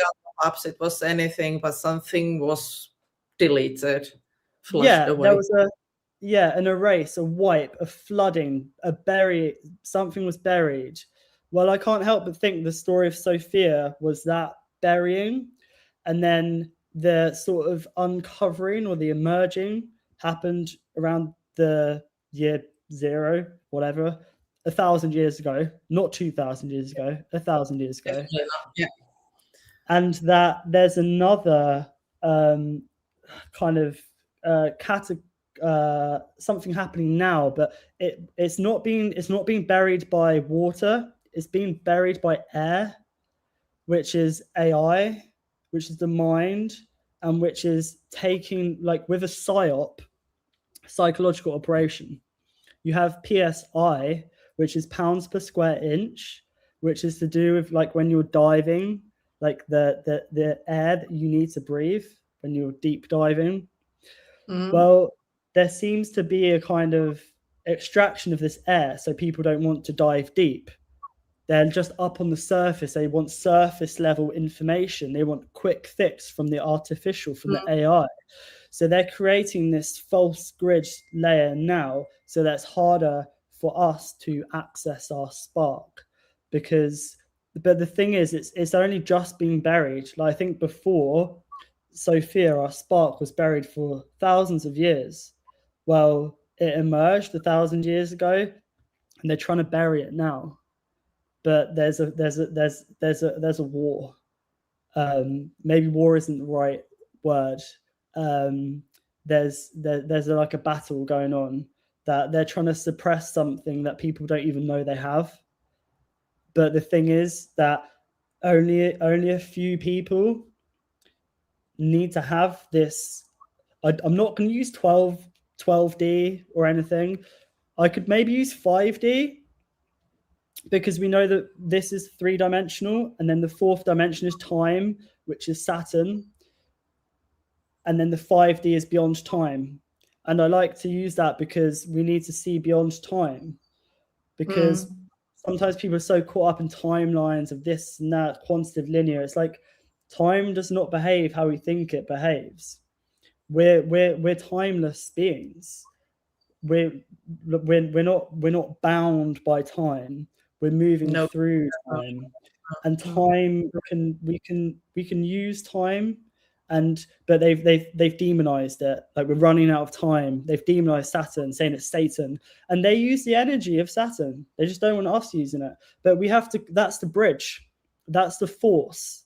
That's the morphing of this time and space, because everything will come to pass within time, but the time is now for us to do this, which is Kairos time, the north, magnetic north of Saturn.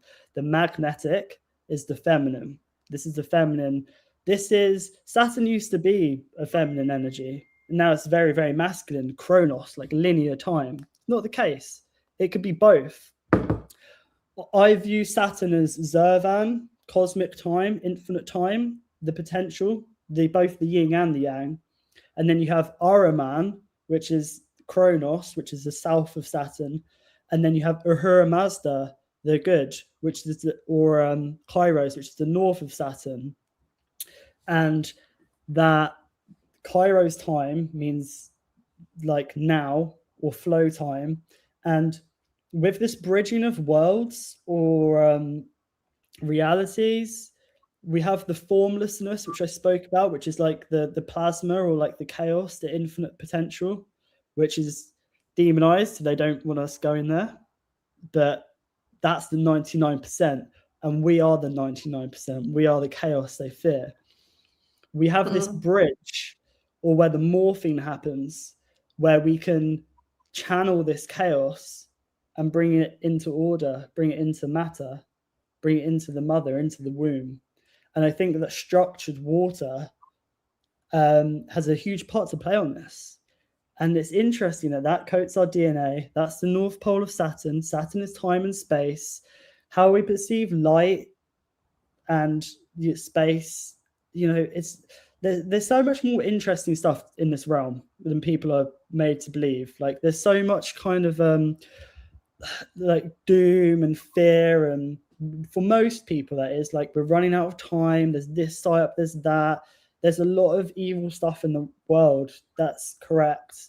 But my original point with this, what I was saying, was that I made a little poem a while ago about a lighthouse, and I'd love to find it to read to you, which kind of explains this. Perhaps I'll do that at the end if I can't find it in the next couple of minutes. Yeah. I'll just mention that. Yeah, please do if you find it. That's so many interesting things that you said. But the one thing that caught me really thinking deeply was that they are doing it by air now, and I sort of realized that there's been mud flood, there's been flood with water, there's been massive fires. And if we are being reset or captivated now with air, all we lack is metal to have like the elements. Yeah, well, the metals are sort of like they are pouring with the rain, all the aluminium and all that, which is like the chemtrails and all that. I just my mind got like puzzled with this idea. 2020 was the year of the metal rat, and with metals, in regards to alchemy and turning lead into gold, what we were talking about with Saturn, because Saturn's metal is lead, but it used to be known as the sun. I'm pretty sure Saturn has links to the black sun, and that's how we access the black sun, is through Saturn, through traveling these rivers of time and space to connect to our black sun, the well, the depth inside all of us. And they've made us fear death because they don't want us to die. But we should be shedding our skin multiple times. We should be dying constantly, changing. Like, that's all dying is. We don't need to be afraid of that. We should be constantly changing and evolving while we're alive, and traveling these rivers, which are neural pathways in the all mind, which are out there and in here. When you learn new stuff, your brain rewires itself, and you're able to pick up on more frequencies. That is what is higher, is the amping the frequency, which is more frequencies, which is able to tune into more frequencies.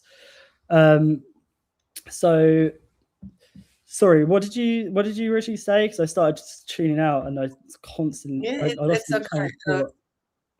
I was just wondering, like, from the historic perspective, all the reasons. Well, I'll just quickly say, with 2020, it was the year of the metal rat.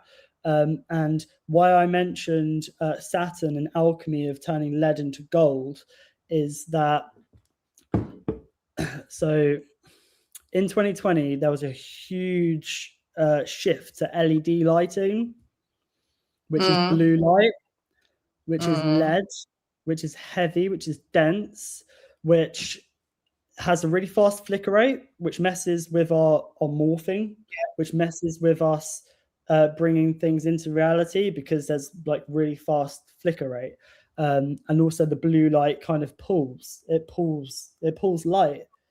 So rather than there being more, like, it's a brighter light, but it's the false light, whereas the other light would be more kind of orange or deep, like different kind of hue. So this kind of, they've tried to turn this energy around us more dense using LED lighting, like LED lighting, and transmuting the lead to gold is, well, we've been led in a direction which is away from our true authentic selves. That's where we've been led, and the gold is the goal. Our goal is to change path, because we've been led somewhere, because I was talking about the myth of Pegasus. Our etheric body, or our life force chi, has had a golden bridle put on it. We've been bribed, and we've had a rein put on us, and we've had this coding which has been used against us to basically sleepwalk through life so far. And the goal is to turn around and say, we don't want to go there. We want to go inwards. We want to go inwards to find our gold, our spark within. And we do this by using Saturn. And Saturn used to be gold. Now it's lead. And the gold is to do with, well, gold, first of all, is linked to water, because you have the currency of the monetary system, which was based on gold. Gold carries an electric current. Water has a current. It's a wave. So gold and water are linked. Water is number 13. That's why the 13th tarot card is death, and it's linked to Saturn, because that's water. And then you also have 13 being mem in Hebrew, which means water. Gold's atomic number is AU, which equals the 13. I can't remember why U number. So U is I can't remember, but anyway, the A is a number 1, and the U I think equals a 21, which is a 12 or something. But anyway, they're both number 13, which I find interesting. And the thing is with water is it has different densities. So the waters below the earth, or there's oceans inside the oceans, they're so dense we can't get into them. The water up there is so dense that we can't get past it either, because as far as I'm concerned, water is everywhere. It's infinite. There's not water and then a vacuum. There's water everywhere, but it's different densities. And that this is to do with the humidity in the air could be seen as light water or less dense water. It is. There's water all around us. There's water coats our blood cells. We're like 99% molecularly water or whatever. We see through water. If you put cucumbers on your eyes, that's really good for your eyes, because cucumber and fruits and vegetables and stuff contain plasma water. So it's a myth you need to drink like 8 glasses of water a day. You just need to drink the right water, which is structured water, and have like good water. If you put soaked chia seeds in a glass of water for like at least half an hour, probably the longer the better. You drink that in the morning, and throughout the day, the chia seeds will be releasing plasma water throughout your body. So you don't need to drink loads and loads of water. You just need to drink the right water. And as our blood is plasma flowing through our body, through our veins, like water is all to do with flow. And when we die, we can flow through water. And I don't mean when we like end our life here. I mean, as we change our perception of reality, things can become less dense, and we can go beyond what's called the firmament. We can go beyond that and bring other realities here, other ways of being, because everything here comes from the formless. Everything here comes from the unseen until it's brought into matter. And that's why there's so much to take our perception, grab our attention, which changes our perception. This is what all this AI and stuff is all about, grabbing our attention like a quick fix, But yeah, you started saying something about like us being reset by water and by fire, and now it's I was just thinking about the Atlantis was sort of like sank, and then the Tartaria was buried under a mud flow. So the mud would be earth. Then there's water, which sort of like flooded, like the Noah stories and all that.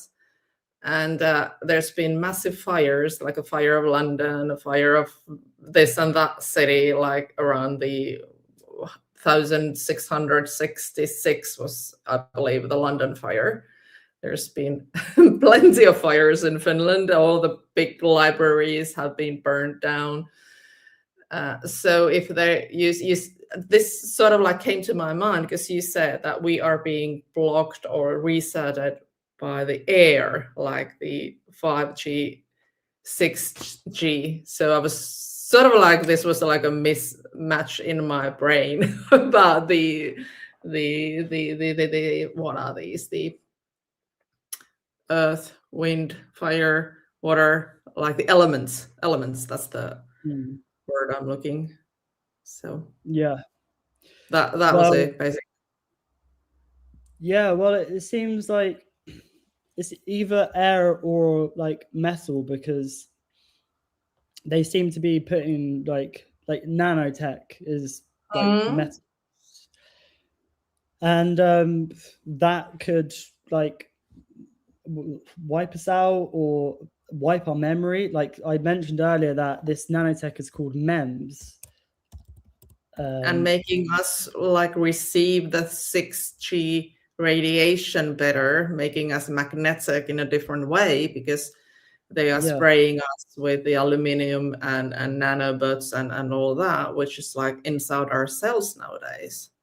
Yeah, the nanotech, the smart dust is called micro electromechanical systems, MEMS, and of course MEMS is memory.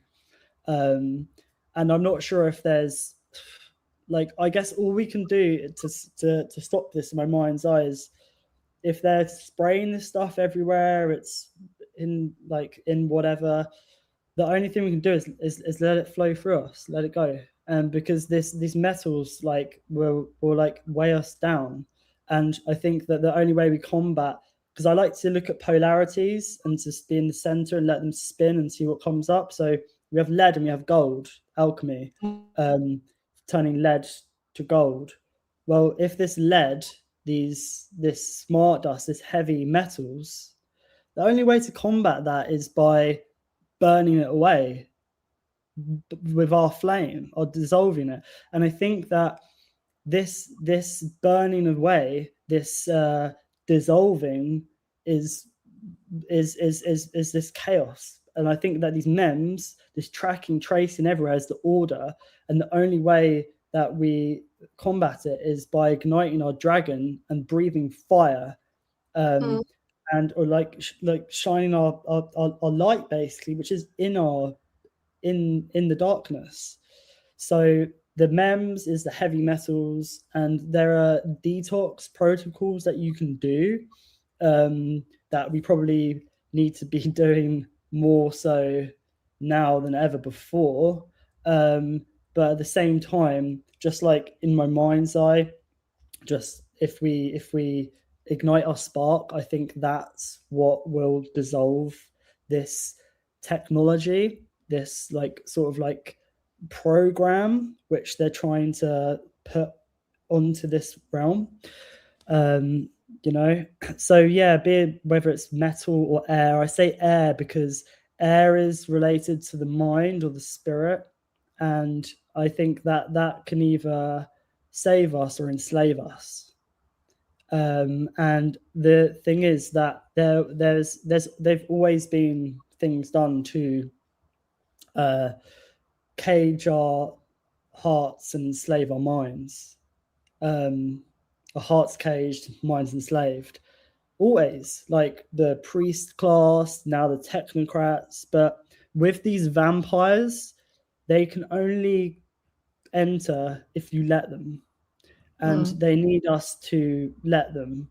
And when these psyops happen and it's called out, people do research, share it, but like that is breathing their fire, that's igniting their flame, that's being code users is seeing the coding, be it mechanical, the magic, the spell behind things, and being vocalized and speaking out about it, sort of just makes it dissolve and disappear.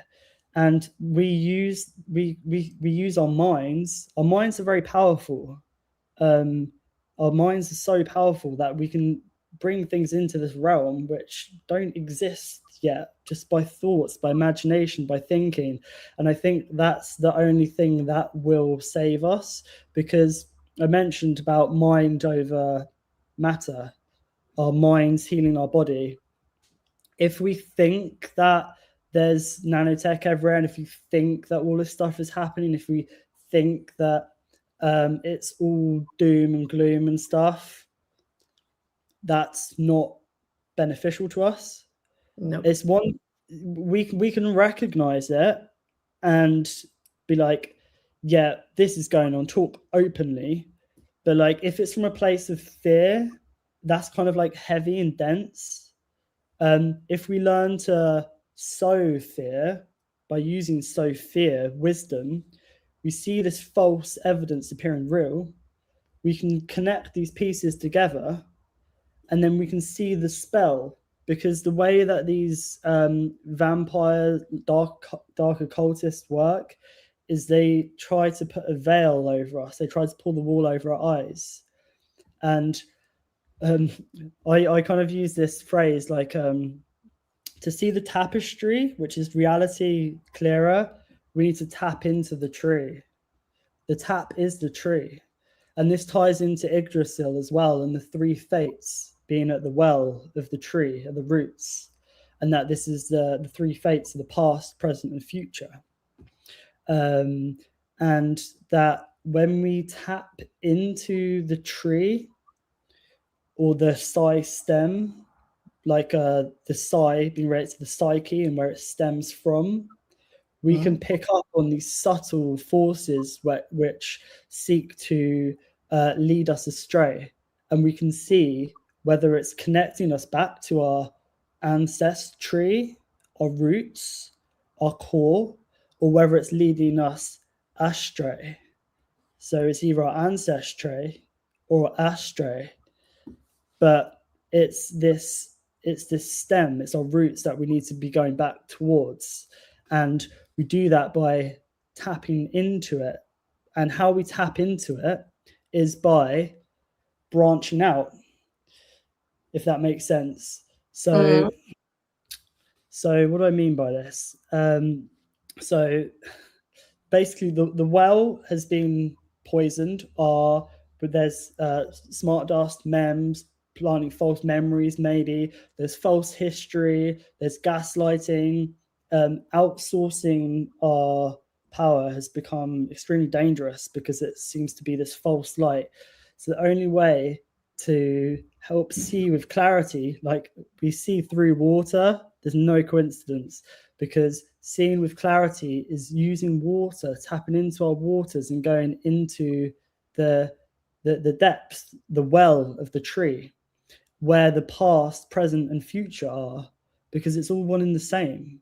Things from the past are happening now. All these mythologies, I hear them and I'm like, that's happening right now.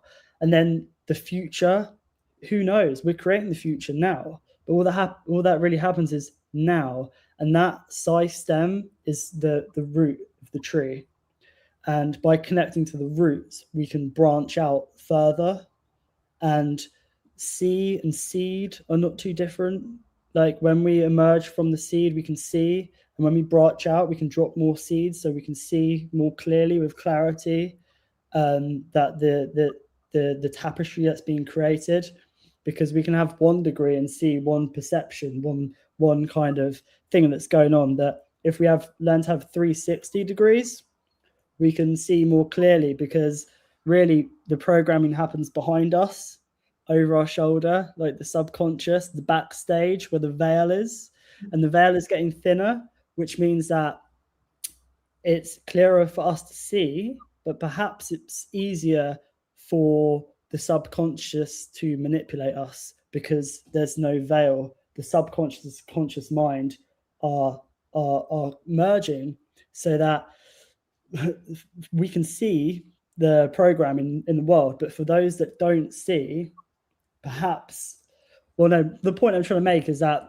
using this formlessness behind the veil, the unseen, the morphing and the form, perhaps now more than ever, it's easier for us to bring things into reality. And then perhaps the elite are doing that, but we're not, because people don't know how to do it. They think that people don't know how to use their minds, because we've not been trained to do so. We've not been initiated. We don't understand the mysteries. We dream in symbols. We're very symbolic. We don't understand what symbols mean, because symbols speak 1,000 words and stories and stuff. Mythology, we're told that, that's just a myth, it's not real.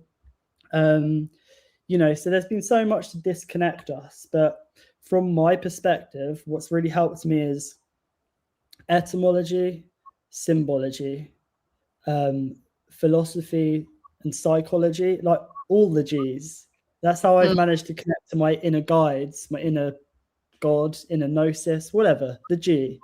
And gods are guides, and there are many, like Hecate I mentioned, the keeper of keys. One of her animals is the black dog, which is like Anubis. Anubis is related to the afterlife and the crossing of the threshold, weighing the heart with the feather of Mat. And even the word Anubis is Anu, abyss. The Anu is the sky, and the abyss is the depths. So it's the kind of bridge of the heavens and the earth, the subconscious and the conscious, or whatever.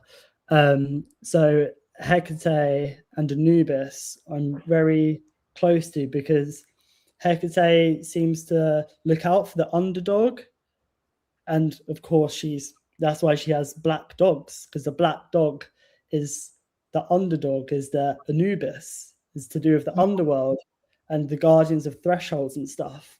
And she's one of the many goddesses which has been demonized. And I just view these energies as like egregores, like this realm is potentially an egregore. An egregore is a thought form which, when lots of people believe it comes into matter. Well, when lots of people believe what's happening in this egg, it comes into matter. So perhaps this realm is an egg, a giant egregore. Who knows? Who knows? Who knows, definitely. But it's our duty to wonder, what if that is? What if that other thing is? Yeah, we've been live for 2.5 hours now. And there's so many things we haven't even touched upon yet, but maybe if we pick one, because there's this word bridge of worlds that you chose to the title, and maybe you could explain a little bit more about the bridge of worlds, just to sum everything up for today. Sure. Well, I've kind of touched on it throughout our conversation. You did. Oh, yes. So, the bridge is how we connect from one world to another, or from one concept to another. Like the liminal is a bridge, like liminal spaces.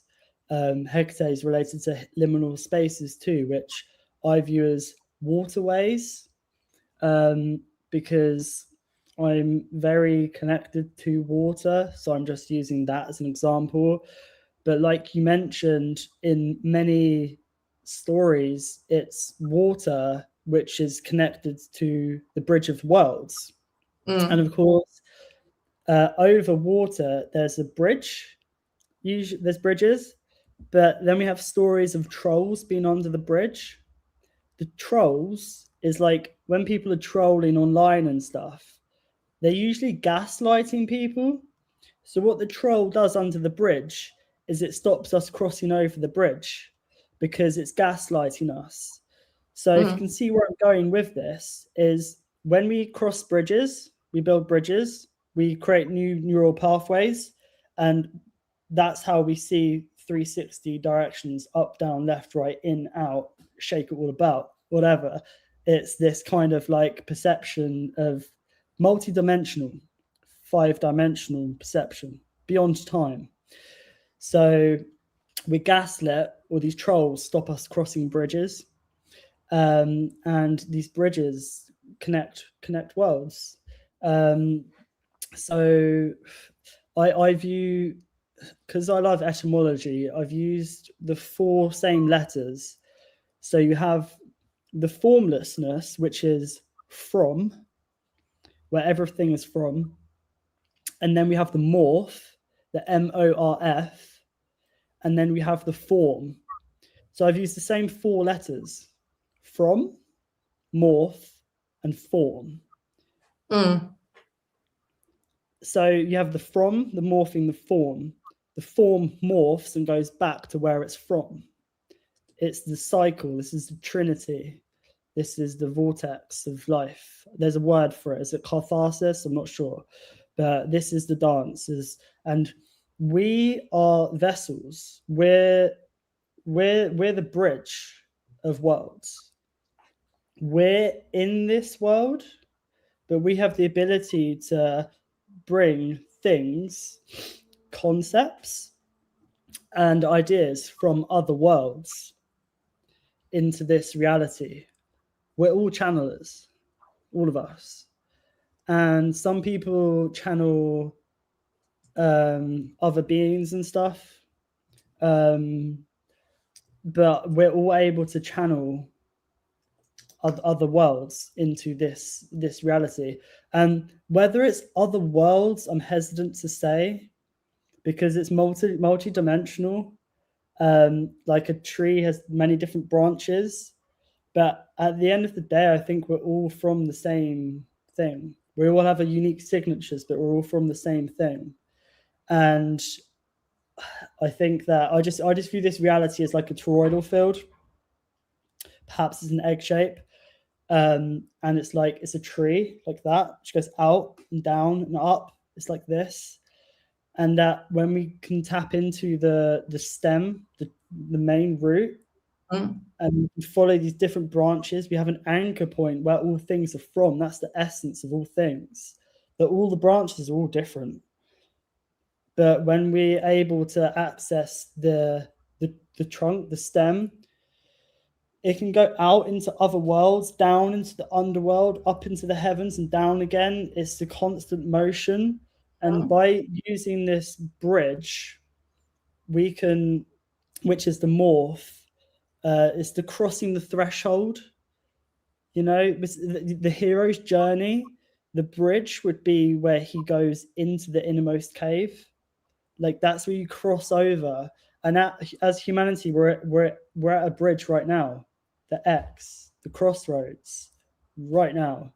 The number 1 year, 10X, Elon Musk, SpaceX, X this, X that, because he's trying to bridge worlds. He wants to bring these demons into this world. These demons are AI, they're artificial, they're lifeless, they're vampires, they seek to take life from us. And yet, at the same time, we're able to bring things into this realm too, but we've been squashed down, made docile. Anything to do with the feminine has been demonized. You have negative being feminine. You have the darkness, feminine. You have the underworld. Even like water has been like bottled. And we used to have, like, there used to be many drink water points in towns and not cities, like towns and stuff in the 1800s. We used to be able to drink water from the earth because we were connected to the earth. We let it flow through us. Now they've all been closed off and we're not able to connect to that well. So it's harder for us to connect to the well inside ourselves, because inside ourselves is inside of the earth, because we are of the earth. But we can still connect to it. They've just made it harder by poisoning the well, by bottling water, putting it in shops, shining an LED light on it, which dehydrates the water, dehydrating our water inside of us by 5G, 6G, EMFs, stuff like that. They're basically trying to dehydrate us. If you look at Mars, it's dry. It's like a desert. Elon Musk going to Mars, he wants that energy here. We have data centers which are using so much water.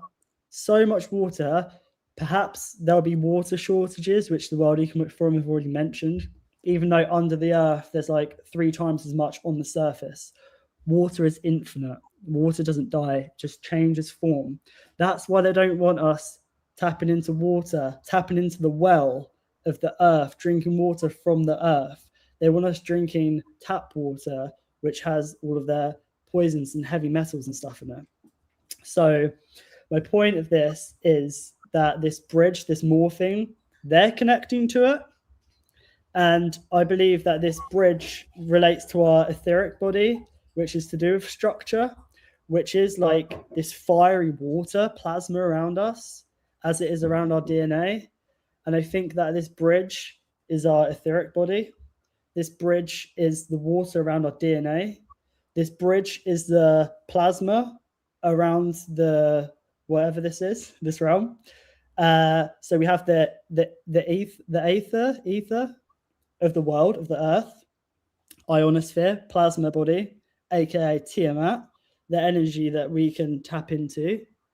We have the etheric body around us, which is our dragon energy, which we can tap into. And we have the plasma water around our DNA inside of us, which when activated is dragon energy. Like, it all comes down to this dragon life force, this chi, and the dragon is the one that guards the gold of the innermost cave. The dragon guards the threshold, and they've managed to tame our dragon, make it docile. They can enter the cave and extract our gold, our loosh, our life force. And they can use that gold as currency, as the current, to build their AI infrastructure. But the thing is that this well inside of us, this gold, this spark, has infinite potential. They can only extract so much. So we really have all the power. But people don't realize it because all this stuff is so layered. And science or scientism has taken over. And people are like, oh, I don't believe in that, or oh, prove it and stuff. And the thing is, like, you can't use these mechanical tools to show the magic. And there's a lot of mechanical people on the world stage and doing podcasts and stuff who say, oh, this isn't that because of that, or oh, don't use astrology because it's a trap. Why are they using astrology if it's a trap? Why do they use the stars? Because as we have our DNA inside water, above us, they are stars, they're lights in water, and they're frequencies that we can tap into. And it's not about escaping, it's about integrating. And we can create anything here in this realm. We can create anything here. It's not about leaving and escaping and exiting the matrix. It's about observing the false matrix and realizing that the matrix means womb, and that's what we're in, and this life is a gift, and that there's a parasite that's leaked into our realm. It's not about us escaping this realm and going back to our home planet of where the fuck ever. This is our home planet, and there's an invasion. We're in the middle of a war, and this war is layered. And they drain our astral body, they drain our emotional body, so they can sink our teeth into our etheric body, extract our life force. And so we walk around like drones, like trance humans in a trance. And that is the end game. And you can see it happening in real time. So whether it's stories about the demiurge being created or Marduk slaying Tiamat, it's happening now. Marduk, Elon Musk, Mars is trying to slay our dragon, which is Tiamat, which is the plasma, which is the ionosphere, which protects us, which is the ionosphere plasma layer around us, plasma layer around our DNA. They want to weaken our etheric body. They want to mess with our DNA, but first they need to get through the plasma layer, and first they need to extract that from us. So, it's multi-layered, but my 2 cents that I'll finish up with is as above, so below, as within, so without. The stars above, the constellations, are frequencies. They're light in water. We can tap into them. We can tune into them. They are outside of the firmament. There's much done to stop us accessing these light codes, because I believe that these constellations and things outside of the firmament can help activate what's in our DNA, our light codes, because we have light in here, and I think that light comes through and activates something in our DNA. This is why they want to block out the sun. This is why they've got so many Starlink satellites, because this Starlink is a bridge between us and the stars. So that to me, or to anyone else, surely proves that they're trying to create a bridge between us and the stars or other worlds, and accessing what's outside of the firmament. So they're trying to destroy the firmament or destroy the ionosphere. They're trying to weaken our etheric body by sinking their teeth into it, by draining us emotionally so they can get into it. And they're trying to mess with our DNA. So it's all multi-layered. So sometimes it's hard to talk about because it's like I can't just say bridge of worlds. I've got to be like, it's in our DNA. Our DNA is the bridge of worlds and how we access this. And our etheric body, our life force, our chi, our prana, our dragon energy is what enables us to access higher worlds. And they want to, at the same time as messing up with the aether, our plasma layer, they're weakening that, shooting up rockets to try and destroy it so they can leave or let their demons come in material. And at the same time, they're weakening this, because I think that as it's the three of inside, here, and outside, this is the most powerful bridge of all. And we are the bridge, and we are the guardians of Midgard. And we have Asgard, other dimensions, and we have the what's the other one? the underworld, whatever. But this is certainly a bridge that we're in now. The earth is an anagram of the heart. The heart is a vortex. This realm is a vortex. The heart seems to be a bridge. It seems the heart is in between the gut and the mind, and the vagus nerves goes through it. This relates to our toroidal field. We have a toroidal field around the earth. We have a toroidal field around us.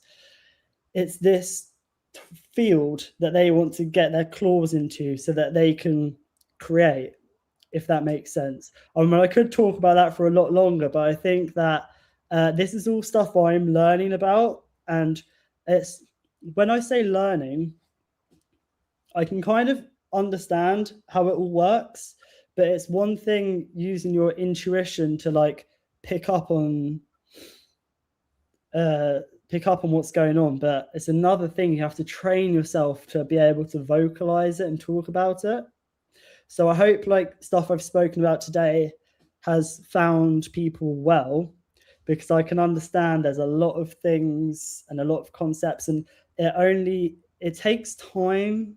Like you have to go into it, sit with it and connect it. But at first, when you have a 360-degree spectrum vision, it's blurry. So stuff I've said today, the frequency I've emitted, which ripples through the water to wherever you are, is gonna be blurry. But like the more and more you hear stuff and look into things and sort of expand, the clearer it becomes. So if people don't really get what I'm talking about today, in the YouTube comments, ask some questions. I'll be happy to answer them at a later stage or next time I come back on. But I don't claim to say this is how reality works. I'm just using different frameworks to be like, let's flip this concept on its head and see how it looks from a different perspective, because that's our most powerful force, is our thoughts and our perception of reality and ourselves. You are definitely on fire today. And finding how to vocalize all these ideas and different views, just to stir up a bit, making us wonder yet another perspective into this existence that we have. And I'm especially grateful for your mind over matter. Sort of like I visualized it differently when you said that the mind has a body. Sort of like, even though I knew it, but there was something in those words that you put it that made a lot of sense in my mind, which is like not here, but all around. Yeah, mind has a body. I have to sit with that for a while. It's really been great. Mention that perhaps the earth is the body for the all mind as well as our body. Yeah, because the matter is also related to the body as well. So is the black cube. The black cube represents matter, and that's to do with the body or the structure, or like the material. And that's just a reflection of the mind, of the all mind is all around us. Before I go and we wrap up, I just want to say to people that for a long time, I've really wanted to work with people, and like kind of just help people, help guide them in one way or another. I'm no expert in any field, but very often I shift people's perception of reality and themselves. So I'm just gonna, this is the first time I'm saying this, but if anyone does feel a bit stuck or stagnant, sometimes it really helps just to have somebody to talk to kind of to flip something or to shift your perception. So I'm gonna say that like the first 2 people to reach out to me, I'll be happy to like work with them like for free if you feel a bit stuck in any way or whatever. And my dream is to be able to charge people for this, but right now I don't feel comfortable doing that because I'm still learning. I think I'd love to learn by helping people, and if I do help people, maybe like make a little video or something like that. And then like I've been meaning to say this for ages, but I think that's a great place to start. I just need to reach out now, say if anyone gets this bit stuck or stagnant, because there's so many people out there charging a hell of a lot of money, and to be honest with you, lots of them are spewing nonsense.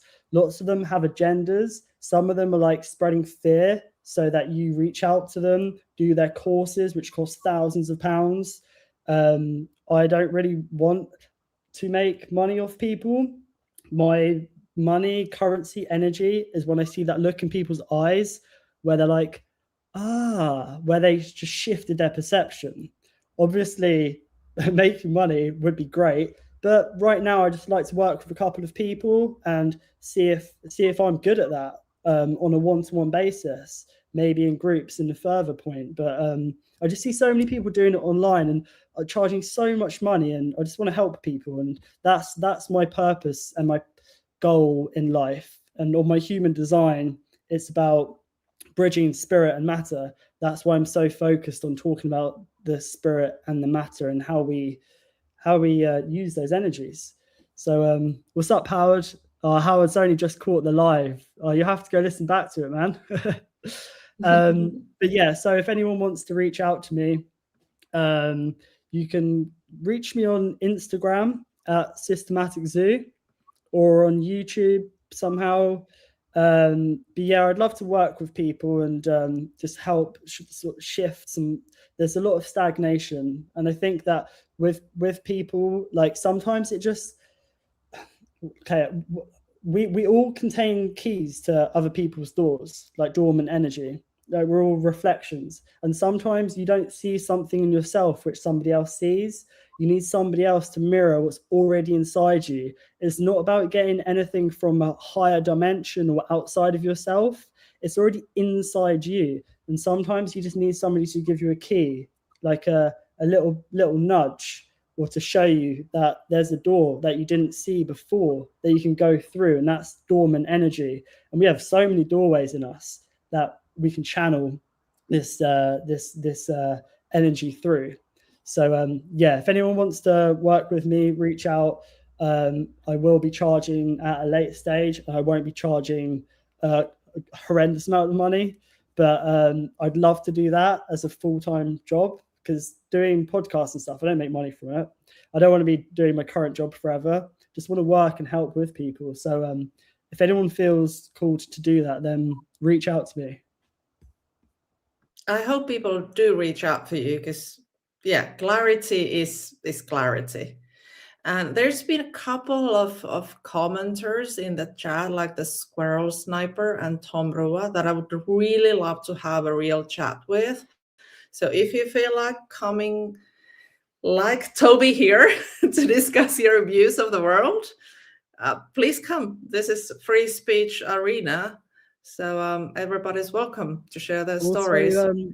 Yeah, also Howard as well. I think Howard, he's always on the lives with me and Bush Whisperer. Howard's Tom Brewer. There's a few people. I think Howard, are you going to be like doing podcasts soon? I think like he's been on the journey of like expanding himself. But yeah, man, I'd love to see these guys on a live with you.